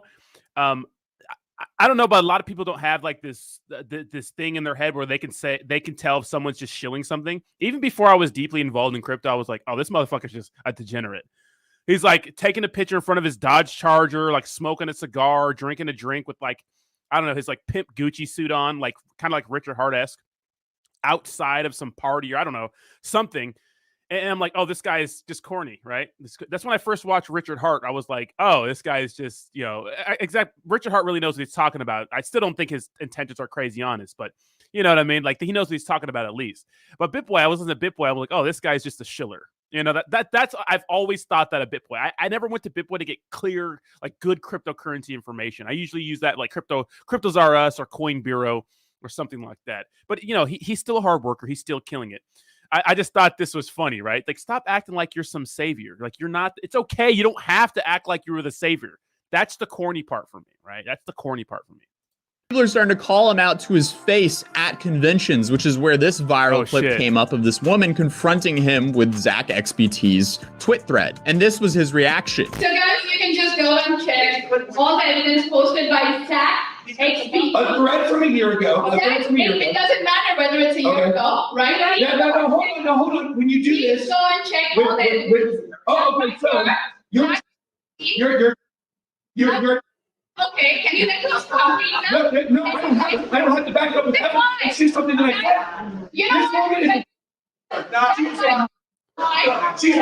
look at you, you're shaking. You know when people shake, those are psychological evidences. You know when you're wrong, you shake. This is crazy. I was at this convention. I wasn't here for this moment because I don't want to go suckle the ween dog of BitBoy like everybody else is doing over there. But this lady came out. Right, this lady came out and pretty much accused him of shit he did, which is, you know, dude, we all shill rugs. You know, it happens. You know, some of us more aggressively than others, and some of us just, you know, shill anything. Right. And she's calling him out because Zach XBT is the guy, is the guy who exposed BitBoy. You could say on the blockchain. Zach XBT does some good work. He exposed Lark Davis. And this lady come out and she called him out about it. And you know what his reaction was to true evidence? He called her an RAPIST and a MURDER or murderer. You know what I mean? I think I can say that one on YouTube. He called her both those things. It's like, why? What? His argument is, oh, she's using baseless claims, so he's going to call her those two things. Like, how stupid and juvenile is that? You can say what you want about like me being a shiller or anybody else. It's like, there's a thing in my brain that I can analyze the situation critically and say, oh, this is not the move. That's a stupid move. Right? Right? Let's continue. Yeah, so I had to censor what he just called her, but he just out of nowhere started calling her that she did the worst thing possible with kids, simply because she brought up valid criticism. Very normal behavior, but hey, this bill he's talking about, it hasn't came out yet. Who knows when it's going to come out, but when it does, I guess we'll find out if he's the real savior of crypto like he's claiming he is. But until then, I'll see you guys in the next video. And that's the issue. Is like it's not that he called out SBF and FTX and said, hey, I apologize to the community for promoting it and stuff. He just acted like he was the guy who was like the one who did it. It's like, okay, so what you're saying is 3 days before they collapsed, you saying that you don't think they were insolvent, but then on another sentence you're telling us that you knew by September 16th and you were doing some story with CNBC before the Alameda Research balance sheet was leaked. So what? So you lied to the community so you could break the story later, or you're just lying and you're just riding this wave of hype, acting like the savior of crypto now. I don't know. To me, that's just a corny way to flip. Like, I get it, guys. I get it. But to me, that's just so corny. So corny. So corny. Just so corny.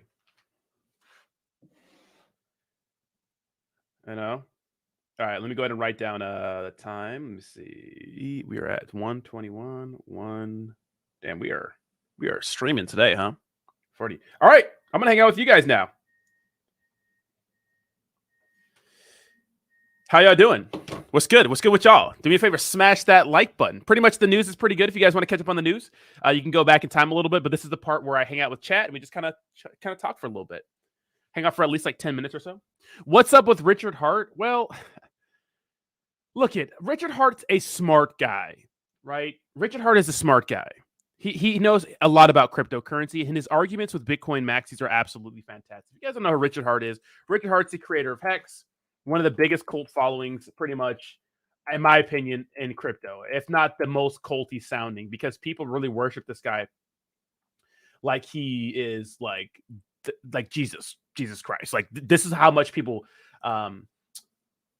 kind of idolize this guy, which to me, it's a little crazy to me, because I think he, like every other person, I think he's a great mind, but I don't think he's been right all the time. And he's like, oh, well, I call the Bitcoin tops and bottoms. I've been paying attention to HEX closely, and I like the HEX ecosystem. I think some of the people are a little crazy for my liking, but I like the HEX ecosystem. I'm all about making money. I think that a project like HEX that's launching a blockchain and a decentralized exchange, there's a lot of value into getting into that project because it's going to make you a lot of money, right? HEX, like a lot of other altcoins, made a lot of people a lot of money. But people forget, these are some of the predictions he made, because everyone keeps saying, oh, he called the tops, he called the bottoms. It's like, yeah, but during this price range in September, he told us Pulse Chain is going to be available in 2 more weeks, right? Incredible outrage marketing is about to begin. So if you guys understand that, Richard Hart pretty much thrives on outrage marketing, which pretty much makes people mad. And the way he does that is Richard Hart flexes his extravagant lifestyle constantly on Twitter. He shows himself walking out of these designer stores with bags of clothing, nice cars, and eating at these expensive places and wearing all this crazy jewelry and Rolexes and those sorts of things. And I think it's out of touch. I think it's cringe, especially in a bear market right now. And to me, I think it's just corny and out of touch. But a lot of people say, hey, it's outrage marketing. It's a tactic for him. That's what he does to market HEX and all his cryptos in his ecosystem. And I'm like, okay, well, that makes sense, right? But when you look at, some of the Pulse Chain was supposed to be out before ETH 2.0. That was the whole thing about Pulse Chain and PulseX, is that the Hex ecosystem was supposed to be complete and out before ETH 2.0 came out, right? The merge that happened mid-September. It was supposed to beat it to market. It didn't happen. And he was still doing quote unquote outrage marketing because Hex is like down 90-something% from its all-time high. So Richard Hart's over here shitting on every other cryptocurrency project. And it's like, dude, look at your cryptocurrency project, right? It says Richard Hart owns the world's fastest Ferrari, shopping luxury goods like never before. And all this stuff is public on Twitter. I think he owns like the world's biggest diamond. And check this out. Outrage marketing seems to work. Hex influencers receive subpoenas from the SEC. One guy had FBI at his doorstep. Hexkins keep talking about how Richard called the Bitcoin top on the day and how he is right about anything in the world. A lot of people in denial keep cheering for outrage marketing. Richard is blocking almost everyone. Life is good in Hexico. So that's what we see, right? It's like no one's looking at the reality. And I like Hex. I have money staked in Hex. I have money sacrificed, right, to the new project because I think it's a good way to make money. But I'm not going to sit here and blindly support a person that I think is kind of losing it. It's like, dude, you do all this outrage marketing. It's just so out of touch with the community. You can do those things, but it's like, why?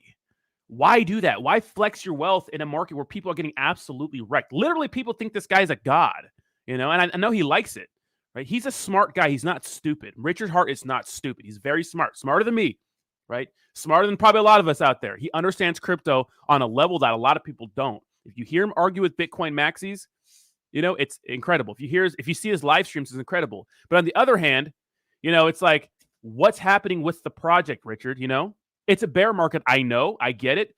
But we're sitting here dunking on Bitcoin and other cryptocurrency projects saying that they're whatever. And it's like, well, look at Hex, bro. Hex is down bad too. And the difference is all these other people that are running these projects, right, that are not doing outrage marketing, they're not flaunting their wealth. You don't think Vitalik is extremely rich. You don't think Charles Hoskinson is extremely rich. You don't think CZ from Binance is incredibly rich. But what are they not doing? They're not flaunting their wealth to people in a bear market or at all because it's out of touch and it's corny. You know, and I know a lot of Hexicans think it's big dick energy, and I'll probably get mad. They get mad at me saying this, but it's just out of touch and corny. I mean, what do you want me to say? You know, what do you want me to say? It's funny, yeah, but it's like, dude, come on now. You know, like, come on. You know, come on now. So, you know, and how come nobody confronts him about it? They do, Jayhawk. People do all the time. Richard Hart is kind of like an outcast in cryptocurrency. If you haven't noticed, he has been blackballed by everyone. He has been blackballed. 100%. Now, is it because of the outrage marketing, or is it because Hex is a threat to the ecosystem? Is it because they think his character is terrible, or is it because they think that Hex is a danger to all their cryptos? I don't know.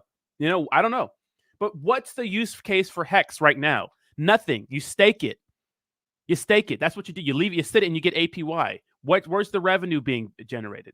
What does it do? It does nothing but promise people the chance of crazy returns. And now they're creating their own blockchain and their own decentralized exchange, which I think there's value in that. You know, I tested it out already. I have, like I said, I have money sacrificed, right, to get around SEC regulation. That's what I'm assuming it's for. I don't know. Maybe. I don't know, but that's what I'm assuming it's for, because if you launch or you give money to a project like your angel investors and you're promised a return, right? That's where the SEC gets involved. But if you sacrifice something and not expect anything in return, well, you get around those rules. But the issue is that if you sacrifice something, it's a sacrifice. That means you may not ever get it back. You know, that's the whole issue with this whole situation, right? You may never get it back.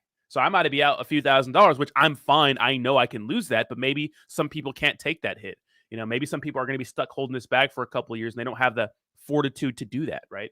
I don't know. It's just corny to me. You know, it's like we were talking about, oh, PulseX is coming. PulseX is coming. It's coming. It's coming. It's coming. I was excited for it. I'm like, all right, it's coming. I got on the train, you know, trying to community build, you know, make some content engagement for him. I was like, all right, this is good. That's good. Then I'm like, where's it at? The biggest downfall people have had in this space this last year, and it's so noticeable. What's up, Awesome? How you doing? The biggest downfall a lot of these developers had this last year was over-promising and under-delivering. That has been the fucking the freaking, you know, chink in the armor of all these cryptocurrency projects. Over-promising and under-delivering. or promising shit and never delivering anything, right? That's the issue, right? So yes, he's been right on some of the bottoms and tops, but he's also been wrong on a lot of things. So just don't worship anybody in this space, guys. You gotta keep your emotions out of it. Hex is big in this huge market cap, right?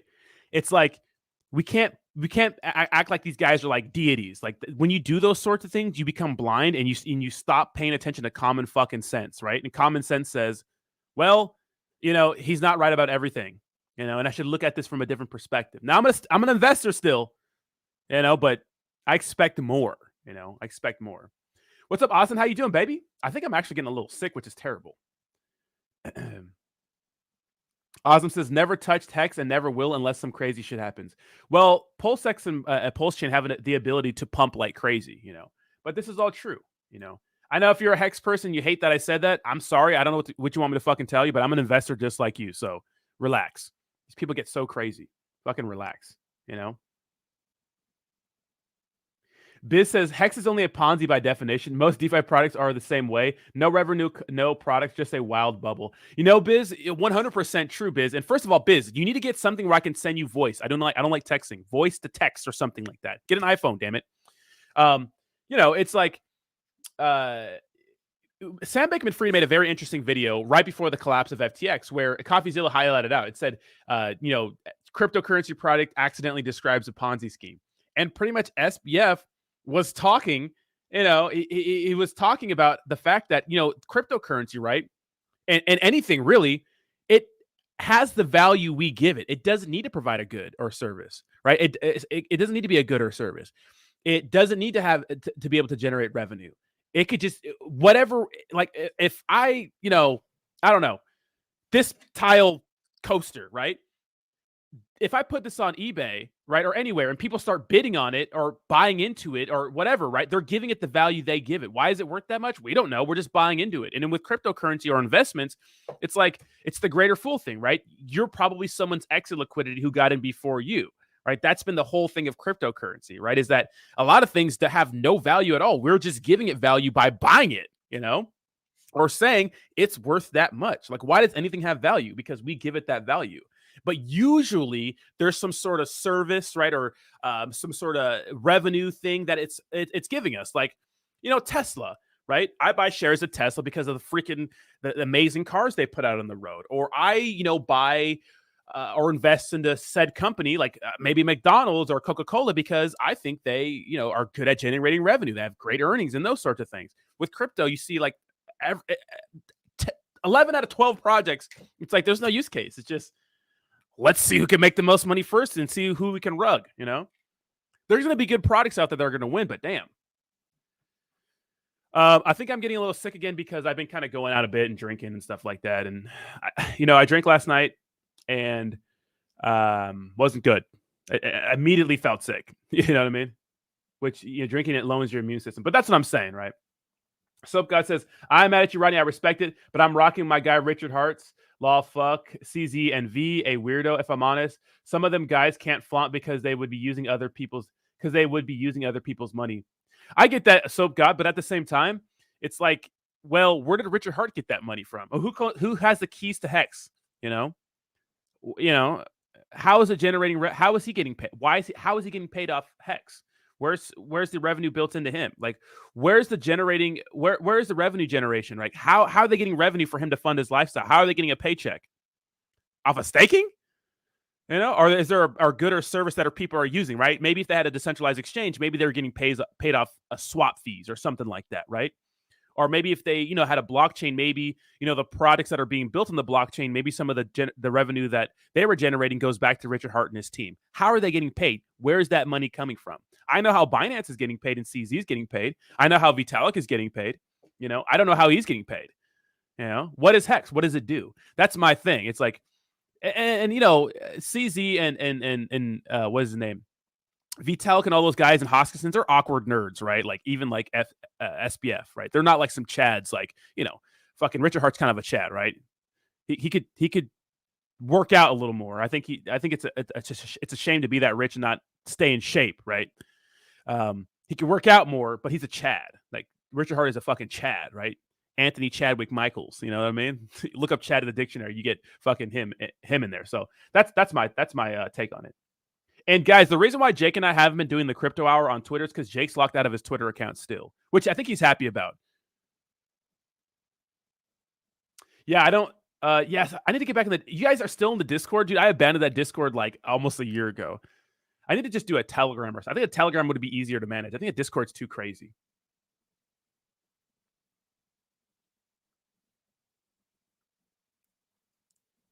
Yeah, exactly. Yeah, I mean, it is a good show, right? Richard Hart is highly entertaining, but that outrage marketing is fun in a bull run. But when people are getting wrecked, your influencers are getting subpoenaed. It's like, I mean, you know. But that's the way he operates. I don't think he can ever be anything different. That's how Richard Hart has been from the jump.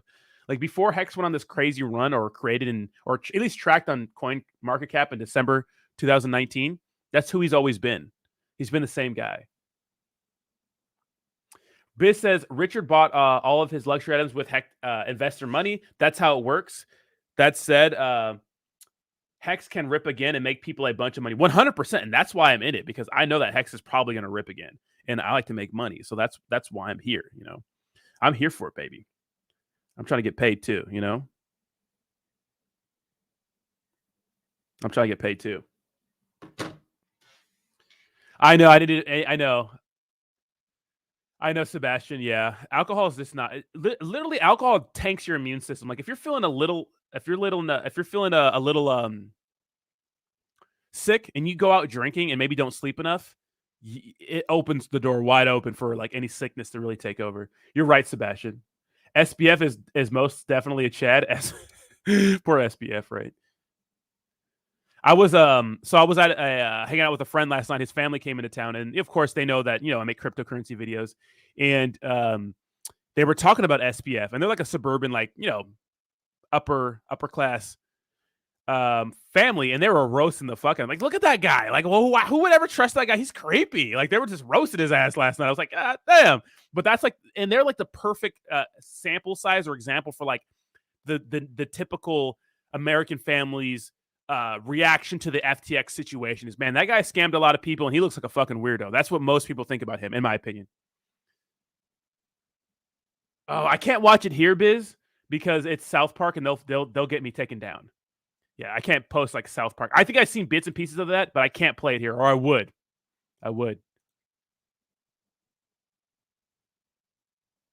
Yeah.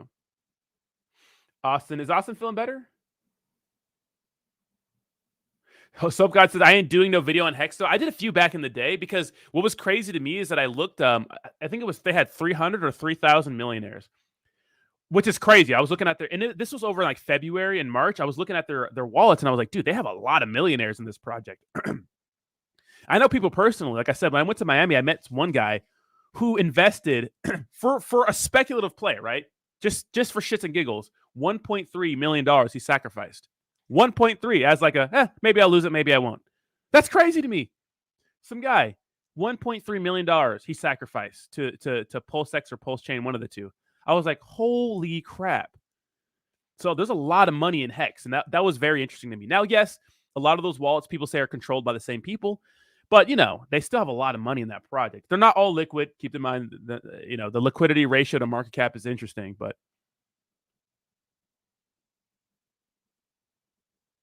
it's not officially South Park. It's fan made. Ah, okay. Yeah, send it then. Oh, fuck yeah. Okay, let's watch this. Oh, fuck yeah. All right.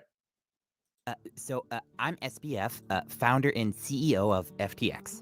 My accidental theft of our customers' life savings to create a giant over-leveraged Ponzi slush fund for myself is a tragedy that should have never happened. And to all those affected, I want to say I am deeply sorry. I'm sorry. I'm sorry. Sorry. Oops. Sorry. I'm sorry. Oh, sorry. League of Legends. I'm deeply sorry.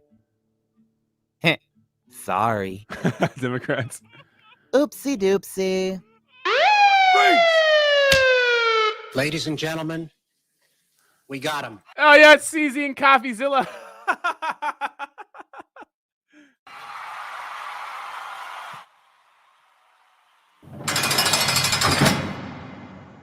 Some breaking news in the case against disgraced crypto founder Sam Bankman-Fried. He was just released on $250 million bond.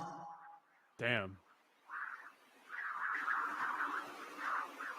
Hey, CoffeeZilla? That's CoffeeZilla. Sorry.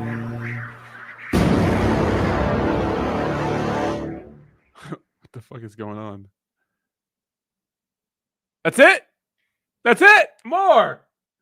Is there a part 2? Oopsie doopsie. Sorry. Oh, that's hilarious. Damn. Damn. Damn. Let's see. Yeah.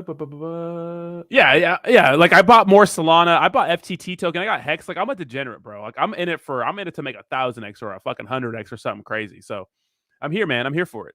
You know, but I do understand that I could get wrecked at the end of all this. I do know what I'm getting myself into. You want me to do a quick Shiba piece? Hemi Life real quick before we take off here? All right, I can talk about Shiba Inu a little bit. 140, 40. Okay, let's talk about Shiba Inu a tad bit. Now, here's the thing with SHIB. The way I look at Shiba Inu real quick, because I know a lot of people like SHIB, is the fact that it could be this huge gaming hub or this huge not gaming hub, but cryptocurrency hub where like there's a ton of projects in it, right? And it's like this huge cryptocurrency ecosystem in the future. And it has a bright future in cryptocurrency. I do believe it could be that. I do, 100%. But like I've always mentioned, it's like you have to understand something, guys. Just because something is a top 20 cryptocurrency this year doesn't mean it's going to be the same next year, right? Remember those 3 things we look at when a cryptocurrency is down. 1 is the market down. 2 is the function or mechanics still working properly, right? Is the blockchain still operating? Is the swap still operating? Whatever it is, right? And 3, what's the publicity surrounding said cryptocurrency, right? Is there any bad news, good news? What we got to know about it. Those are the things I look for. I think those are the 3 best indicators on determining whether it's just or unjust a price is pumping or dumping. It's like, why is this dumping? Oh, this is why, you know? Remember, emotions run all markets, right? At least that's what we're told. And so, you know, when it comes to Shiba Inu, I think their mechanic is working okay. The publicity around them is a little sketchy, but they're down pretty much with the entire market. If you go down here and you look at Shiba Inu, they're down about 76%, which is a little more than the market, but it's less than like things like Solana with a bunch of bad publicity, and on par with like cryptocurrency products like Cosmos and those sorts of things. So, you know, to me, it's not terrible, right? It's not terrible, but you know, it's dumping a little more than the market. It's not by much, right? Altcoins are Ethereum's down by 68% and it's moving altcoins. It's just 4% more. So it's not a huge deal, right? But my thing is like the other day, you know, they made an oopsie, which is putting a timer on a website launch, which to me is stupid. It seems pump and dumpy and scammy in my opinion. That's what a lot of these shit coins and these projects do in the space. They copy Shiba Inu, but they do the same thing. They say they're going to deliver something. There's a big countdown. There's some hype, whatever. The cryptocurrency pumps, turns out a fucking nothing burger. And then it seems that top wallets are taking some profits while the rest of the peons get wrecked because peons like us, right? Degenerates, we buy on green candles because we can't fucking help ourselves. Right? We want to buy on green candles. And so when that happens, and then it's like, oh yeah, we're launching a new website when a lot of things were promised before the year's end, like Shibarium, right? Or maybe Shriek token, which I think is a fucking a JIP anyways. You know, when things like that happen and people are expecting those things, it's like, it's implied, not said, it's implied that could be the reason for the big announcement when it was just a website upgrade. That's what I think of Shiba Inu. I think it's probably going to pump in the future. I think it's one of the safer ones to invest in. But look, I don't know. I'm a YouTuber. I don't fucking know what's going to be here a year from now, right? I don't know. This could be like not even a top 50 cryptocurrency next bull run. But it seems like it has a strong enough community, a nice ground floor, that it could be very good in the future. It could, right? It just seems like they have too much going on. And here's the thing. SHIB Eternity, actually pretty decent. I liked it. Pretty decent. Pretty decent. You know? You see that the Shiboshi's partnered with Bugatti. Not sure if it matters, but yeah, I like it. They should do a Kevin O'Leary visiting SBF in prison 100%. Yeah. All right, guys. But with that, I'm gonna go ahead and boogie for the morning, guys. I got some pho here. I need eat some hot soup. Gonna chill on my couch for a little bit. My apartment's like, dude, yesterday I spent like a good 2 hours like scrubbing the shit out of my apartment. So yeah, do you guys ever like get in those? Is it just me, or do we ever get in like, you guys ever get in like cleaning fits where you just sit, like really like go after it, right? And like clean everything. All right, give me a second. Let me pick my food up. I'm gonna put it in the microwave, and then I'm gonna come hang out with you guys for 15 more minutes. Okay, give me a second.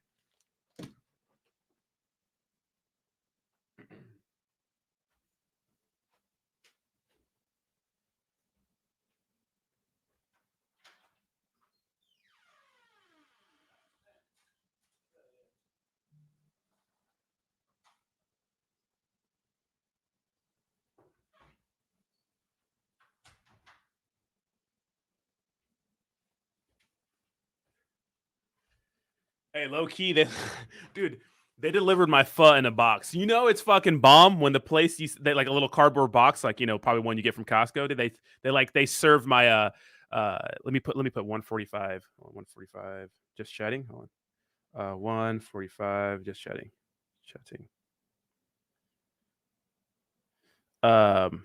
SHIB. Okay. Awandi said, "Okay, babe." Awandi just throwing it at me, right? Yeah, you guys ever go through like crazy cleaning fits though? I love that shit, dude.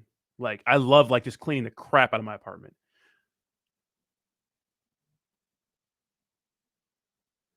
I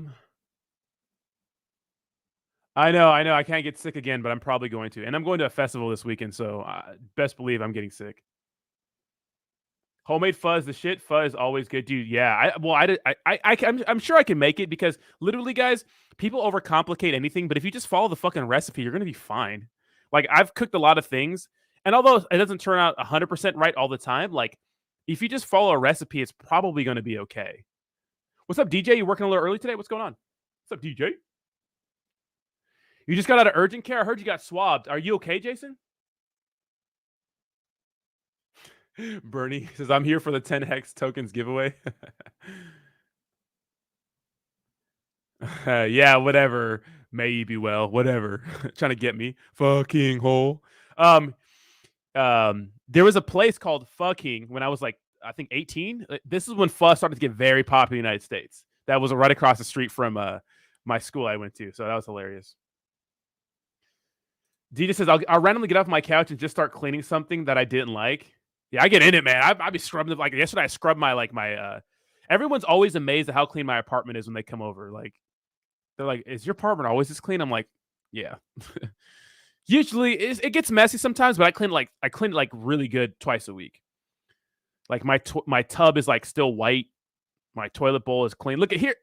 Like I don't want to dunk on any of my friends here, but I have some friends, some bros, right? Mostly bros I grew up with.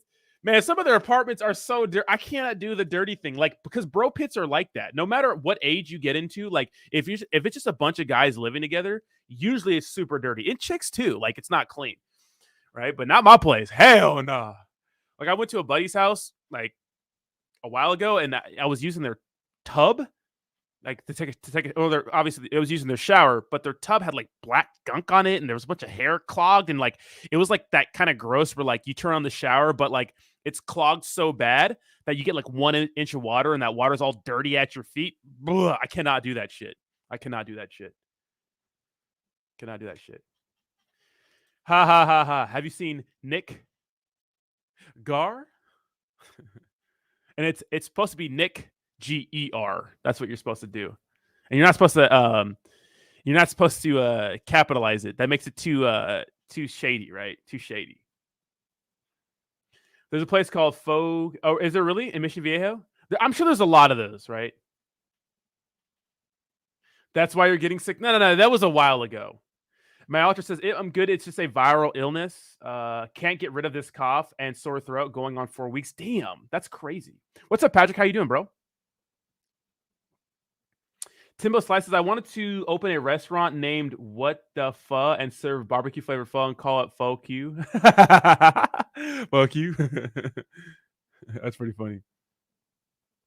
WebTurf says, I'm here for the mod giveaway. We need more mods? I gotta check my ban list, make sure y'all weirdos didn't ban anybody. Crazy. I wonder who that mod was still. Because I never figured it out because I had a moderator who was just banning a bunch of people, and people were like, "Hey, dude, why am I banned on your channel?" Like, why are you banned? Someone went ban happy. I think it just had somebody this sabotage. I think it was Samer. Dude, I can't believe Samer was legit scamming people, bro. Samer was legit scamming people. That's crazy, bro. Remember Samer, guys? You guys remember Samer? God damn.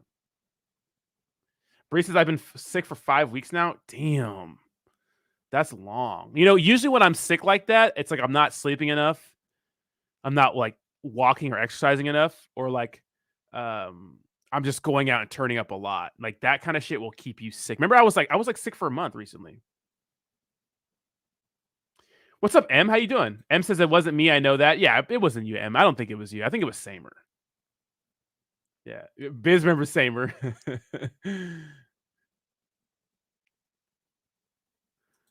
You're gonna open a what is that? Phonem? What is that? What is that? You're gonna open one of those pho places? Dude, pho is bomb. Like I go to this place next to me usually. I get the same thing every time. I get 3 orders of spring rolls, like 6 big spring rolls, and the lady there is like super nice. Like, oh my god, she always gives me a free Diet Coke. Bless her heart. Hardest working couple, man. They're always there every single day, 7 days a week. Bernie says, Rodney, you banned my alt, and I trusted you, bro. You banned Jimmy from Degrassi. Did I really? I think someone else banned that. I didn't ban that. M says, I just creep most of the... I know M is hanging out in the background. We love you over here, M. M was actually killing it during the run, right? With day trading. Osm says, Samer was no longer a mod when that happened. It was someone else. Even I got the boot. But that's crazy, Osm. I wonder who that was. Gabe says, I've had a cough for 2 weeks now. Yeah, try to sleep a little more. What's up, Draga B? What? Draga B? Like Draga bitch? Says, Rodney, what's going on with Soul? It's back near the beginning of the video. I'm going to be ending the live stream about 10 minutes here-ish. And I'll put the timestamps in there. I mean, I could do it right now, but I'll do it at the end of the stream. So if you want to hop back into a specific part, you can. Because I don't know what time. Actually, I have the list right here. If you want to go to the Solana news, it starts at 5 minutes. So at the 5-minute mark, Solana news starts. So I got a lot of it for you. It goes on for like a good 10 minutes. Tank Davis or Ryan Garcia? That's a tough fight for both those guys. Ryan, that's an interesting fight. So first of all, Tank Davis just got arrested for domestic abuse, but he apparently he said that she was putting poop on his toothbrush. So that's a shitty situation that literally, right, that I don't want to be in. But apparently that's what happened. Which I'm like, oh, okay, that's weird. But Tank Davis is an absolute animal. And even when Tank Davis is losing and getting beat up, he finds a way to win because of his power is insane. His timing's absolutely nutty. What I think he's going to struggle with Ryan Garcia is the reach and the speed and the power. Ryan Garcia has all 3 crazy of those factors, and he's so quick with it. He knocks people out lightning quick. And I think it's because 1, he punches like hard as fuck, and 2, he's fast. You know, so I think Ryan Garcia may win that fight, but Tank will just crack him one time and knock him the hell out. So it's a very, very good fight. It's a very good fight. I can't wait to see it. And I think Ryan did a good time, although he's been calling out Tank forever. This is good for Ryan to develop as a fighter, I think. Roddy thought I was banning, so I removed everybody's wrench except for Bree. I think it was Bree. Yeah, fan and Miss NFT Queen. That's what I did. Yeah, but I'm trusting people now until people start DMing me. Then. You know, Timmy, get Caspa. I know you're part of the team. Get your ass out of here, shilling your fucking Caspa token. You know, don't come shilling shit in my chat unless you get approved by me. Come on now, Britney Spears or Janet Jackson? Britney Spears. Britney Spears was like my first real. Her and the Pink Power Ranger were like my first big crushes. That's when you knew I liked white women. Yeah, oh baby, how was I supposed to know? Oh, I was 5 years old, bro. I didn't know what banging was, but I know I wanted to do it to her, baby. I didn't know what it was, but all I knew I wanted her, baby. Tell me how you want it to be. Remember that? Tell me, baby, what I need to know now. What because? And the Pink Power Ranger. Pterodactyl. Yeah. Woo. 5 years old watching the Power Rangers. I'm like, I don't know what that is, but I want her. And then who I also thought was hot growing up was Sonya from Mortal Kombat, the original lady who played Sonya. She played in what's that movie with Happy Gilmore, I think too. But yeah, dude, she was hot too, bro. When she kills Kano, oh my god, we got to look that up real quick. Sorry, I'm gonna have to take a little break from stream here real quick. Kano images. My loneliness is killing me, and I must. Okay, so if you guys didn't know, wait, hold on, let's see. Let's find that. Let's find that on YouTube. We're not gonna play the whole thing, but I gotta show you this part because as a kid, I was like, oh my god. It's like, oh my god, what is this? They don't have the actual movie on here. Oh, I have it right here. Yeah. Right here, Sonya Blade versus Kano. We're not gonna watch the whole thing because I'm gonna get fucking banished to Shadow Realm. But this is Kano, right? First of all, this is my fucking wife, Sonya Blade. This magic moment when your lips are close to mine. Can you imagine me, fucking 5 years old, watching this lady in the movie theater, fully erect at 5 years old? Yeah, okay. Yeah, I'm advanced, baby. Just kidding. But I saw this in the movie theater. I remember my stepdad took me to see it. I saw it because I wanted to see it so bad. Huge Mortal Kombat fan. Wait, rugging. What are we rugging? Did I rug? No, I'm good. I'm still live, right? Am I still live? Okay, I think I'm still live. Yeah, dude. Look at, she's a baddie, bro. Baddie, bro. Like absolute baddie.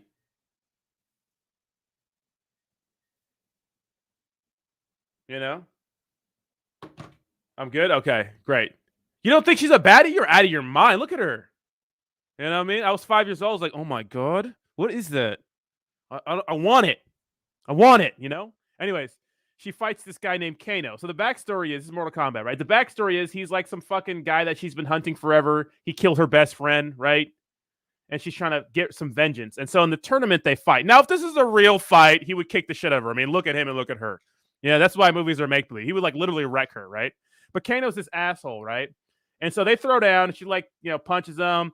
He like beats her up a little bit, but look how she kills him, bro. And I just want, in that moment, like he's kicking her ass. And I was devastated right here during the movie because he's like kicking her ass. I was like, no, baby. First of all, look at that outfit, bro. Woo! Woo! All right. And then look at how she kills him. First of all, when I was a kid, all I wanted was to be Kano in that moment. All I wanted to do is just like warp into Kano's body. And I don't know. I'm 5. I don't know what I'm supposed to do here, but you know what? It doesn't matter. You know? I was trying to step up to the plate, you know? And then she says the most dumb line in all of fucking movie theater script. She says this.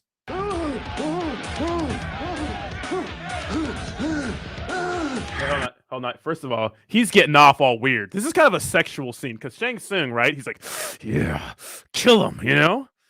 You know what I mean? This is kind of an erotic. I'm kind of turned on. All right. So anyways, so check this out. The corniest line in all of fucking cinema history. She says this. Don't. Oh, give me a break. Okay. He says, oh, give me a break. And she says, okay, crack. I would like to die that way. If there was ways to die, dying from cancer, lame. Dying from a car accident, dumb. Right? Dying because I got shot or stabbed, lame. Falling off a cliff, lame. Like this?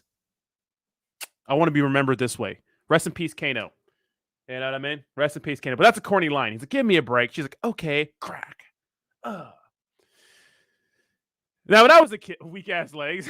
Those are strong legs, bro. Dude, she just broke his neck. Dude, she flipped him, grabbed him by his neck. That's one of her signature moves in the video game. They threw those Easter eggs in there, right?